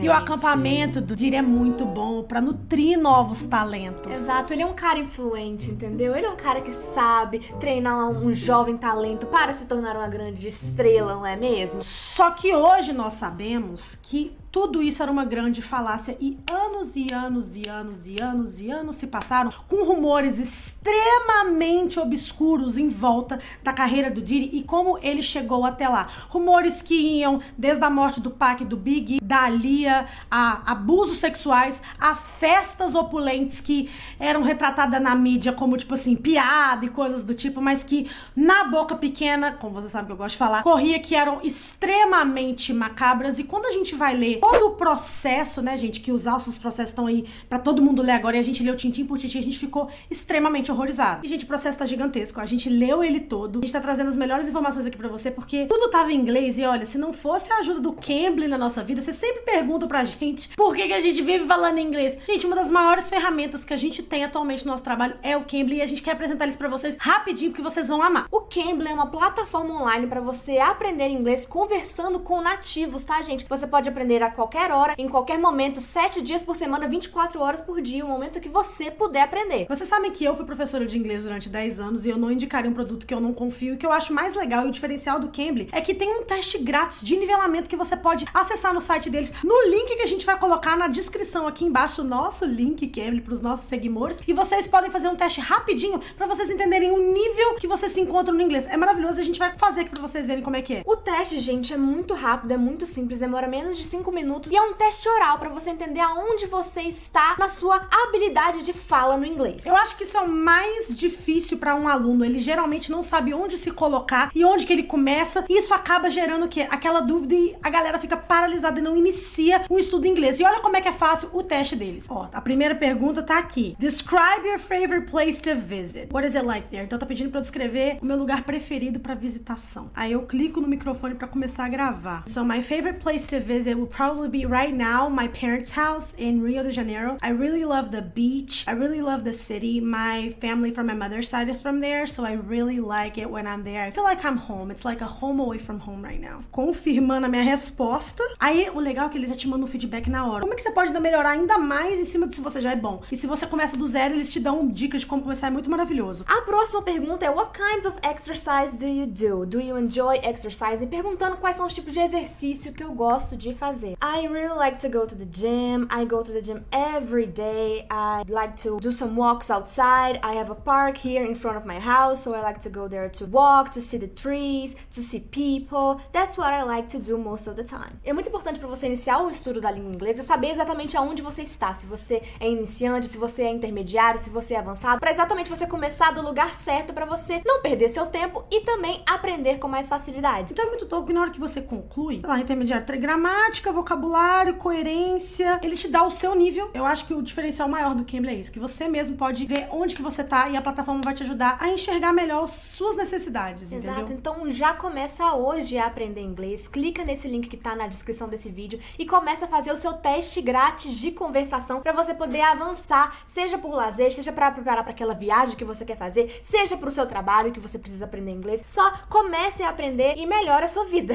Voltando pro vídeo, gente, agora que a gente apresentou o Cambly pra vocês têm que entender que é muito importante vocês usarem um pouquinho do tempo de vocês pra darem uma conferida na playlist Trindade do Mal, porque igual a Isadora falou no início, é um guarda-chuva de pessoas extremamente influentes que estão ligadas com esses crimes. E como que isso traz repercussões até hoje pra essa coisa do Usher, que foi fazendo mais vítimas com o Justin Bieber e outras pessoas até chegarmos na Cassie e o castelo de cartas que desmoronou com o Diddy. Então, agora que ele tá preso, a gente tá presumindo que vocês vão revisitar esse vídeo aqui depois de ver toda a nossa playlist pra vocês saberem tintim por tintim do que aconteceu até aqui, a gente vai contar como anda o processo e o que eles estão acusando e falando do Diddy. O Diddy foi preso na semana passada, na segunda-feira, em Nova York. Ele está detido numa penitenciária no Brooklyn e basicamente o que aconteceu foi um grande júri por causa de acusações de assédios e abusos sexuais, e o grande júri decidiu que era melhor que o Diddy estivesse preso. Mesmo que tecnicamente ele seja réu primário, né, porque ele nunca foi indiciado antes. Ele já teve minor offenses, que ele já foi preso com a J-Lo. Ele já teve alguns run-ins com a polícia, mas enfim, civilmente, ou julgamento e tal, criminalista, ele nunca tinha passado por, esse é o primeiro, né? Exato. O que trouxe a gente até aqui? Basicamente, meses atrás, foi em novembro de 2023, quando a Cassie Ventura, sua ex-namorada, veio a público para poder processá-lo civilmente por todos os abusos que ela havia passado na mão dele durante todo o tempo do relacionamento dos dois. Eles ficaram 10 anos juntos, eles se conheceram no início dos anos 2000, já que ela era uma das pupilas dele, uma das apadrinhadas dele, e durante todo o tempo do relacionamento, ela alega que houve diversos abusos e que ela era coagida, inclusive com violência, a participar das orgias que ele gerenciava, os freak-offs, né, na sua casa e nas suas festas. Ela era coagida a ter relações sexuais com profissionais do sexo, e se ela se recusasse, ela era fisicamente agredida, ao ponto dela passar muito mal de verdade. E o que aconteceu? Eles entraram em um acordo com esse processo, né, civil que ela abriu contra ele no ano passado, só que esse processo foi o começo de tudo, porque começou a vir várias outras acusações. A Cassie meio que deu voz, ela fez outras pessoas terem coragem pra vir falar, e aí abriu de fato uma acusação, né, um processo criminal contra o Diddy. Vocês têm que entender, gente, que nós estamos falando de uma das pessoas mais poderosas de Hollywood, que até 2 anos atrás estava sendo homenageado no BET, que é o maior prêmio de música negra dos Estados Unidos, como um dos maiores precursores do movimento do R&B, do hip hop. Ele era muito poderoso e ele já fez aí milhares e milhares e milhares de vítimas que nunca tiveram coragem de vir à frente, contar as suas histórias com medo da represália,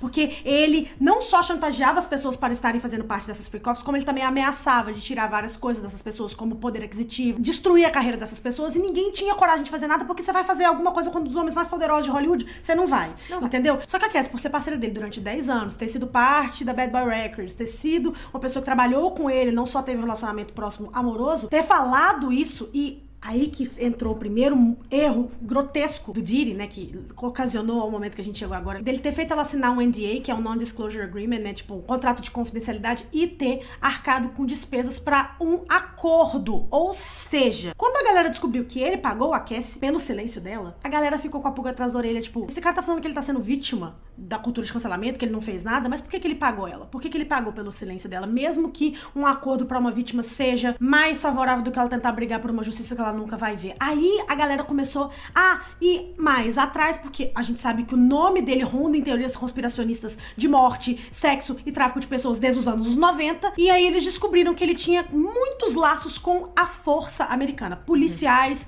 pessoas dentro da CIA, dentro de vários lugares altos do governo, que impediam certas investigações de irem irem mais pra frente. Por isso que nunca nada chegava até ele. Ele não Exato. deixava rastro de nada, mesmo que Hollywood inteiro soubesse que ele era um grande vilão. Mesmo se ele deixasse rastros, gente, ele tinha contato com pessoas dentro das Forças Armadas, pessoas em alto escalão, que impediam que essas investigações fossem pra frente. Tanto que esse ano, quando a gente teve finalmente a casa do Diddy em Miami sendo invadida, as pessoas, né, os policiais que estavam ali da Homeland Security, eles não sabiam a casa de quem eles estavam indo invadir, porque se soubessem, a galera ali ligada ao Diddy dentro da Força Armada poderia fazer algo para impedir que essas investigações e que essa invasão acontecesse. Então eles foram sem saber, eles só descobriram quando eles entraram na casa e viram os filhos do Diddy lá dentro. They went in tactical as they were instructed to. They didn't know they was raiding Diddy's house. The higher-ups didn't tell anybody because they knew that he had people in the force and they wanted to make sure that went through legit. So they ain't tell nobody whose houses they was going to. Vocês têm noção, tipo assim, que pra as investigações ocorrerem de forma legítima, eles tiveram que não falar quem que era a pessoa que estava sendo indiciada ou qual casa que eles iam invadir. E no caso Homeland Security é tipo BOP estadunidense, a parte da força que lida com os casos mais macabros e difíceis de serem solucionados dentro dos Estados Unidos. E por que eles entraram na casa do Diddy? Porque, obviamente, eles já estavam planejando que essas festas eram um lugar pra tráfico humano, coesão de pessoas, estupro e muitas coisas erradas que aconteciam que a galera já tinha ciência, mas não tinha como provar. Entrando dentro da casa do Diddy, eles acharam milhares de sex tapes, de vários HDs e pendrives que estavam linkados a notebooks que continham aí várias filmagens sexuais de pessoas sendo coagidas nesses freak-offs. E, gente, uma das coisas que mais chocou a mídia agora que a gente sabe nos autos processos, o que eles encontraram na casa do Diddy, é que eles encontraram mil garrafas de baby oil, de lubrificante, de óleo de neném. Bebê, entendeu? Baby Johnson. Baby Johnson. 1000. Vamos lá, não foi 1, não foi 2, não foi 3, não foi 10, não foi 50, não foi 100. Foi 1000. Look, I'm tired of this shit. Y'all need to clean this shit up. Damn. Se fosse 5 garrafas, já era difícil de explicar. Por que você tem 5 garrafas de lubrificante na sua casa? Você não tem um bebê. Por que você tá com 5? 1000 garrafas.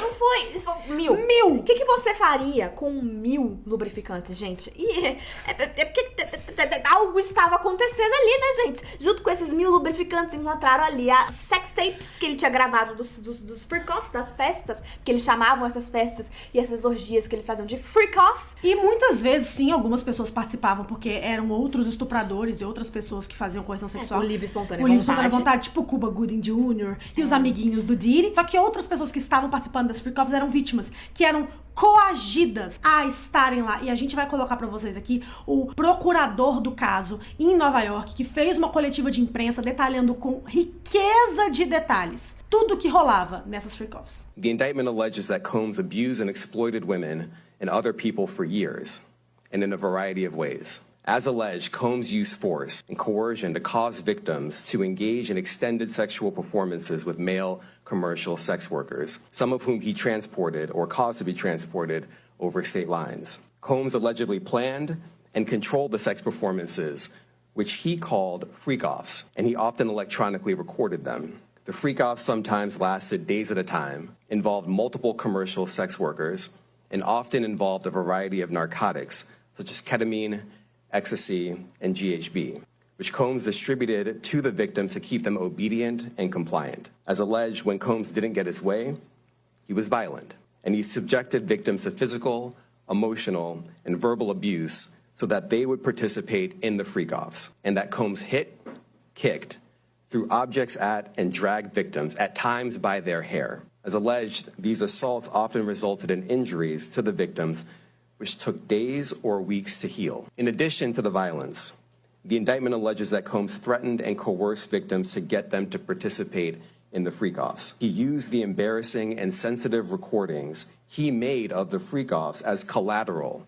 against the victims. And the indictment alleges that he maintained control over the victims in several ways, including by giving them drugs, by giving and threatening to take away financial support, by promising them career opportunities. Because of all of this, the indictment alleges that the victims did not believe they could refuse Combs without risking their security or facing more abuse. Só que mesmo, gente, depois dessa conferência de imprensa que aconteceu, depois de tudo que vocês ouviram aqui, os advogados do Diddy ainda têm a coragem de falar que ele é inocente, entendeu? Que eles vão provar a inocência dele, que eles vão limpar o nome dele e culpar a Cassie, tá? Eles culpam a Cassie, dizem que o relacionamento deles era mutuamente tóxico, porque agora ela é casada com o personal trainer que ela conheceu na época que ela tava com o Diddy, e que ela tem culpa no cartório, entendeu? E que ela Eles fizeram isso de caso pensado. De caso pensado. Que eles fizeram isso de caso pensado pra poder derrubar o Diddy. Entendeu? E que ele é inocente. E que ele é inocente. Não fugiu, que ele está lá em Nova York muito feliz com esse momento da vida dele, porque ele está pronto para provar. Pra limpar o nome sua dele. inocência. Ele é um cidadão de bem. Ele é um cidadão de bem. So this was the first step. We have a bail appeal scheduled for tomorrow at 3:30 in front of Judge Carter, the district judge assigned to this case. I think that we made the points that we've been wanting to make. I think he came out. Mr. Combs is a fighter. He's going to fight this to the end. He's innocent. He came to New York to establish his innocence. He's not afraid. He's not afraid of the charges. There's nothing that the government said in their presentation today that changes anyone's mind about anything. He's been looking forward to this day. He's been looking forward to clearing his name, and he's going to clear his name. And we're going to stand by his side as he does. We believe in him wholeheartedly. He didn't do these things. This was a 10-year relationship. There's no coercion. There's no crime. There's basically just, someone who brought a civil case and now is finding themselves as a witness in a criminal case. And we're going to fight this case with everything we have, as is he. And eventually he's going to be shown to be innocent. And so tomorrow we fight again. And we'll fight every day until we don't have to fight anymore. Um cidadão de bem que tem todo esse histórico, né, de pessoas relacionadas a ele, não só esse histórico de crimes, mas de pessoas que estão relacionadas a ele, que todas acabaram mortas no final das contas, né? Sabe o que é o mais louco? É uma história que a gente pode pincelar rapidamente. Lá na Uptown Records, tá? 20, 30 anos atrás, quando o Diddy começou sendo apadrinhado aí pelo Clive Davis, pelo Andre Harrell e coisas do tipo. A Uptown Records começou com 5 pessoas. Uma dessas pessoas era a Kim Porter. Nome muito importante, é que a gente já pincelou em vários vídeos. Se você viu os nossos vídeos, você conhece ela. Ela é a mãe da maioria dos filhos do Diddy e entre indas e vindas eles ficaram quase 20 anos juntos. Eles namoraram desde a mocidade até a morte dela, em 2018, quando ela tinha apenas 46 anos. Ela morreu aparentemente de pneumonia, mesmo não tendo nenhum sintoma ou comorbidade. Ela era uma mulher extremamente saudável, morreu e tal. Até hoje, toda vez ele posta: estamos sentindo sua falta, Kim, não, porque eles têm muitos filhos juntos. E a Kim era uma das secretárias, né, da antiga Uptown Records, por isso que ela se relacionou com o Diddy. Eles eram um peixe pequeno, cresceram juntos. Todas essas pessoas que iniciaram Uptown Records com eles tinham all-tell books, ou seja, biografias que iriam sair por volta daquela época. Todos estão mortos hoje em dia. Interessante. Absolutamente. Todos eles estão mortos hoje em dia. Uptown Records started with 5 people. Andre Harrell, Al B. Sure, Heavy D, and Puffy. And Kim was the longest working employee because she was there from the very beginning. She was Andre's personal assistant. Kim is dead. Heavy D is dead. Andre Harrell is dead. The only 2 left are Puffy and Al almost died. Isn't that interesting? Muito interessante que no ano que a Kim Porter resolveu escrever um livro que iria sair, que iria publicar a história dela, com certeza falando várias coisas sobre o Diddy, ela apareceu morta, assim, misteriosamente em casa. Quando descobriram substâncias tóxicas no sangue dela, né, os legistas, o médico legista descobriu, ele apareceu morto, o investigador apareceu morto. O início da investigação mostrou que talvez ela não tinha morrido por uma complicação respiratória natural. E sim que ela tinha substâncias tóxicas no corpo, mas aí eles não conseguiram dar cabo à investigação, que tanto o legista quanto o policial assinado ao caso morreram. Interessante! Só que uma coisa que o Diddy não contava com é que o primeiro manuscrito dessa obra da Kim já estava nas mãos dos amigos dela desde a época que ela morreu. E eles vão preparados para lançar esse manuscrito, tá, galera? E esse manuscrito provavelmente vai linkar tudo isso que o Diddy fez com o Justin Bieber. It's been long suspected since it happened, since she died in, I would say, rather mysterious circumstances, that Diddy had something to do with the death of his ex-partner and the mother to his children, a woman named Kim Porter. Now, what happened was she mysteriously died of pneumonia, not the typical way that a 47-year-old goes out, especially just when they are about to publish a tell-all book on their very famous ex. Guess what? It was just announced yesterday that Kim Porter's book is being published. It's a 60-page book entitled Kim's Lost Words. It claims to be a collection of the diaries of Kim Porter, the mother of Diddy's children, and it was leaked by her friends. Porter allegedly recounts discovering and making copies of the tapes that Diddy made of himself having with young boys that he was managing, including an alleged tape involving an 18-year-old pop star who went on to become a household name. Ela sabia que o Justin Bieber foi uma das vítimas do Diddy, deve ter sido molestado, deve ter sido passado por várias coisas que a gente não quer especular, porque a gente sabe que hoje ele é pai, que ele merece essa paz, esse descanso, porque ele já passou por muita coisa. Só que é isso. Provavelmente mais coisas vão acontecer agora com o manuscrito da Kim que vai sair. Então é isso que a gente tá falando. A gente tá falando de muitas pessoas que já foram linkadas a esses crimes, e a gente tá falando de pessoas como, igual a gente falou, Cuba Gooding Jr. e tal, a J.Lo, o Jay-Z. Gente, o Jay-Z é uma das pessoas que com certeza vai cair. Quando todo mundo falava do R. Kelly nos anos 2000, olha, o R. Kelly gosta de mijar em menina, o R. Kelly gosta, ele é pedófilo, o R. Kelly é isso, todo mundo ria. Era uma brincadeira. A gente ria enquanto a gente cantava, tipo assim, a gente ria. Era piada. Hoje o homem tá preso, life, perpétua. Tipo, ele não vai sair da cadeia, ele está lá, entendeu? O Diddy era conhecido como o diabão em Hollywood, pessoas como Cat Williams brincavam de uma forma já tentando alertar a gente, os seus stand-ups, que as festas do Diddy eram cheios de homens pegando outros homens e orgias e coisas do tipo. Motherfuckers be gay in Hollywood, you never fucking expected. They be having these big ass mansion parties, and the mansion party, the whole mansion is a party, and then it's a separate party in the little rooms. I ain't been famous that goddamn long. I'm excited in a motherfucker to be at the mansion party. You be looking in all the goddamn rooms, and you fuck around and look in the wrong room and shit.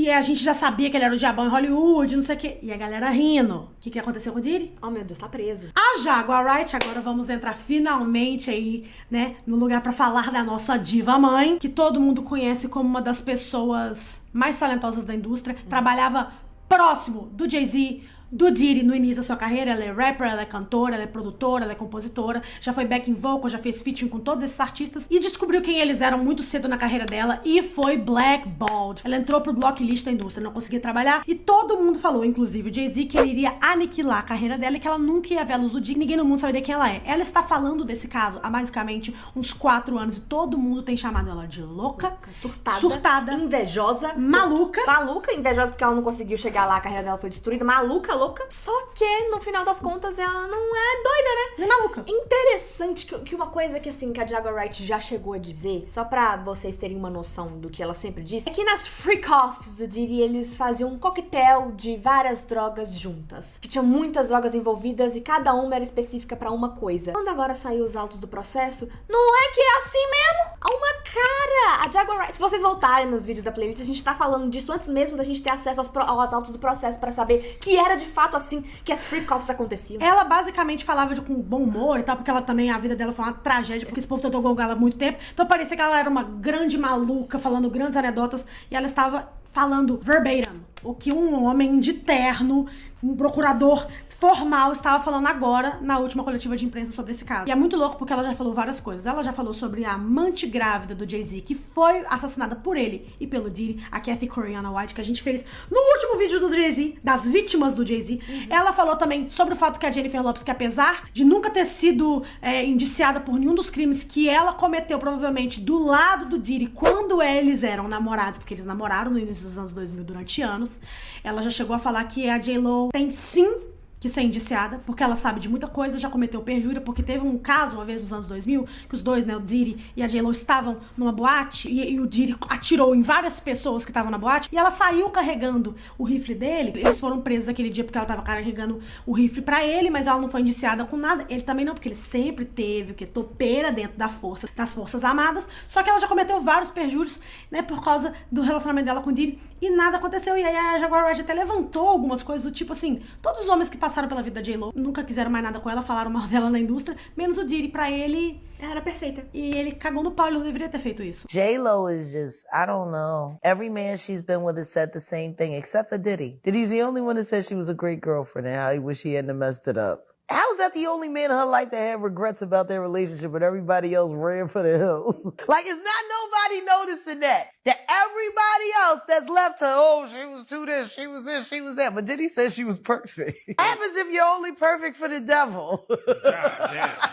Então, agora a gente vai até reagir pra vocês à última sit-down interview, né? A última entrevista da Jaguar Wright, onde ela cita por nome várias coisas. E se você não for dar uma olhada em todos os vídeos da nossa playlist, você vai ficar sem entender muita coisa que ela falou aqui. Então vai assistir, faz de conta que é uma série, gente. É uma série de true crime e vai ver tudo desde o primeiro vídeo pra você chegar aqui. É que você vai entender tudo direitinho, tá? E a Jaguar Wright fez esse vídeo, tipo assim, recentemente. Foi agora, depois 5 dias. Foi um dia depois da prisão do Diddy. Exatamente. Então, assim, é recente pra caramba e a gente vai ver o que ela tem a dizer sobre o que tá acontecendo e principalmente sobre o Jay-Z. Vamos agora reagir a tudo que a mamãe Jaguar falou na entrevista dela pós-prisão do Diabão. Will Diddy start snitching? He better. But the only thing I'm interested in him talking about is everything he knows about Kathy Coriana White. I know you know what happened to Corey. Diddy, you and Jay-Z down in Vegas at Tao with Claudia. Why don't you just talk about Kathy? That might help. Kathy Coriana White, Jay-Z's pregnant mistress, died 24 hours after she announced that she was going public with their relationship and the baby. Was it an aneurysm, Diddy? Do you feel the federal government will probably speak to Jay-Z in regards? They already have. He was questioned by the feds before he made the Super Bowl announcement. Oh, this about to get fun for me. Fuck you, Sean. Both of y'all. I got you, bitch. I told you. Do you think they'll bring up charges on Jennifer Lopez? They better. She committed perjury. Last time I checked, there's no statute of limitation on perjury. The fact that Keefe D is in jail for Pac's murder, do you feel like they may go even deeper to the 90s? They have to, because that's the beginning of everything that's leading up to the tragedies that are about to happen now. Everybody knows at this point in time Keefe D ain't do it. He's already made it very clear he had a profit deal, which means he's been working with the government all this time. What I do know, though, is everyone is starting to notice things that they didn't notice 15, 20 years ago. Suge isn't looking like the monster that everyone painted him out to be. Diddy sure ain't no choir boy. The Jay-Z victims are gonna be worse. They're worse because of the psychological torture that comes along with what he does. Do you think Jay-Z is scared right now? Oh, he's terrified. He's losing confidence everywhere. The only confidence he's worried about keeping secure are those white boys that he worked for. That's his only loyalty. Not even to his wife is he loyal. Jack, what was the last conversation that you and Jay-Z had? How did that go? He told me he was going to end my career and make sure no one in the world ever knew I existed, and I told him it was a pretty big world, and we'll see, Sean. We'll see, Sean. Pelo visto... Fuck you, Sean. Both of y'all! Gente, a Jaguar Wright tá falando tudo que a gente disse aqui nesse vídeo. O negócio da J-Lo. Há anos. A gente tá falando isso há muito tempo já, gente. Do Jay-Z, da Kathy White, que ele tem que ser chamado pra falar, ele já foi chamado para todo mundo investigar. Sabe o que acontece? Todas as mulheres que são linkadas com o Diddy ou com o Jay-Z e eles querem silenciar, elas morrem ou de aneurisma, ou de pneumonia. Ou a carreira simplesmente é destruída, ninguém mais ouve falar da pessoa, só que aí a gente às vezes tem pessoas grandonas como a Jaguar Wright que não ficam quietas, entendeu? E é muito louco, porque ela é uma maluca, né? Invejosa, ela surtada, mas ninguém processa ela. Ela já falou isso algumas vezes, tipo assim, por que se eu tô falando um tanto de abobrinha e baboseira, se eu sou louca, por que ninguém nunca me processou? E hoje eles não podem mais matá-la. Porque se mata, gente. Ah, mas aí tá claro. Porque claro. Se um dia a Jaguar Wright aparecer morta, todo mundo vai... Todo mundo já sabe quem foi, entendeu? Todo ela mundo se tornou todo mundo sabe por quê. Ela é a nossa Mockingjay. Ela é a nossa Katniss. Ela é a nossa... Não consegue. No fogo. A galera não consegue mais silenciar. Tipo, this girl is on fire. Garota em chamas, entendeu? Cara, e é muito louco, porque a gente vai fazer mais vídeos essa semana contando mais mortes, mais tretas envolvendo a Trindade do Mal. E agora tudo volta também pra essa coisa de, tipo assim, a queda do Jay-Z tá iminente. Tá iminente, ele vai cair. Talvez a gente esteja olhando para mais uns anos aí com impunidade, porque ele é mais poderoso. Afinal de contas, ele é o Carter, né? Ele é um dos Carters. Tem também uma esposa muito poderosa do lado dele. Muitas pessoas ficam questionando, a internet toda tá questionando a Beyoncé. O silêncio dela é ensurdecedor. Só que assim, ela vai ficar do lado do homem dela? Vai. Coisa que a gente tem que dizer também é que, tipo assim, a Jaguar Wright nunca falou Nunca. nada sobre a Beyoncé ter partido. A galera fala muito que a gente passa pano pra Beyoncé. Sim, somos muito fãs. Sim. Somos. Mas assim... Somos biased um pouco, talvez, mas a Jaguar nunca falou nada da Beyoncé. A única coisa que ela fala da Beyoncé Eu não é acho que a que a Beyoncé Bey- é uma vítima do Jay-Z, que ela tá presa O que eu acho é que hoje, óbvio, ela é uma mulher de Jay-Z. 40 e tantos anos com poder também, ela sabe que o Jay-Z é um monstro. Ela sabe. Ela sabe que o marido dela é um monstro. Só que a gente sabe também como mulheres são, mulheres que são coagidas desde nova, a estarem 20 e tantos anos numa relação abusiva. Não importa o poder que você tem, gente. Não importa que ela é a Beyoncé. As amarras estão aqui, ó. É, gente. A lealdade com o pai dos filhos dela tá aqui, ó. Exatamente. Então, assim, não interessa no final das contas. Então, assim, a gente tá voltada mais ao fato de que a Beyoncé não tem nada a ver com tudo isso que tá acontecendo, principalmente porque a Jaguar Wright nunca falou nada. Mas vocês absolutamente podem nada. ficar aí à vontade de discordar De da gente nos especular. comentários. E é isso, no final das contas, gente, todo mundo vai cair. A gente sabe que não é de hoje. Existem outras alegações vindo a público envolvendo pessoas tipo Jamie Foxx, Cuba Gooding Jr. e amigos do Diddy, principalmente por causa que o Lil Rod, que é um dos homens que mais colaborou com o Diddy na música nesses últimos 15 anos, era um dos produtores principais das gravadoras do Diddy, participou como vítima de um dos freak-offs, foi coagido, drogado, estuprado e molestado por todos esses homens, e ele também está falando. Tem muitas pessoas que estão dando voz a esse caso, muitas outras vítimas que vão vir, as meninas do Danity Kane, o girl group que o Diddy produzia com a MTV, que já foram super vocais sobre os abusos que elas passaram nos últimos 20 anos na mão do Diddy. Inclusive, a Dawn Richards fez acusações contra ele semana passada, 2 semanas atrás, quarta-feira, dia 11 de setembro. Mais pessoas vão vir, gente, e mais pessoas vão cair. Eu acho que a gente tá olhando pra um novo Me Too Movement em Hollywood, onde muitos vão cair. Talvez a gente não se sinta confortável de ouvir mais as músicas da nossa infância pra sempre. Exatamente. É triste tudo isso que tá acontecendo, mas tudo isso tem que acontecer pra gente descobrir que Hollywood é um lugar obscuro, tá? Não é um lugar maneiro, não. É um reino criado em cima de sangue, suor e lágrimas. O que achou deste vídeo? Deixe sua opinião nos comentários. Até a próxima!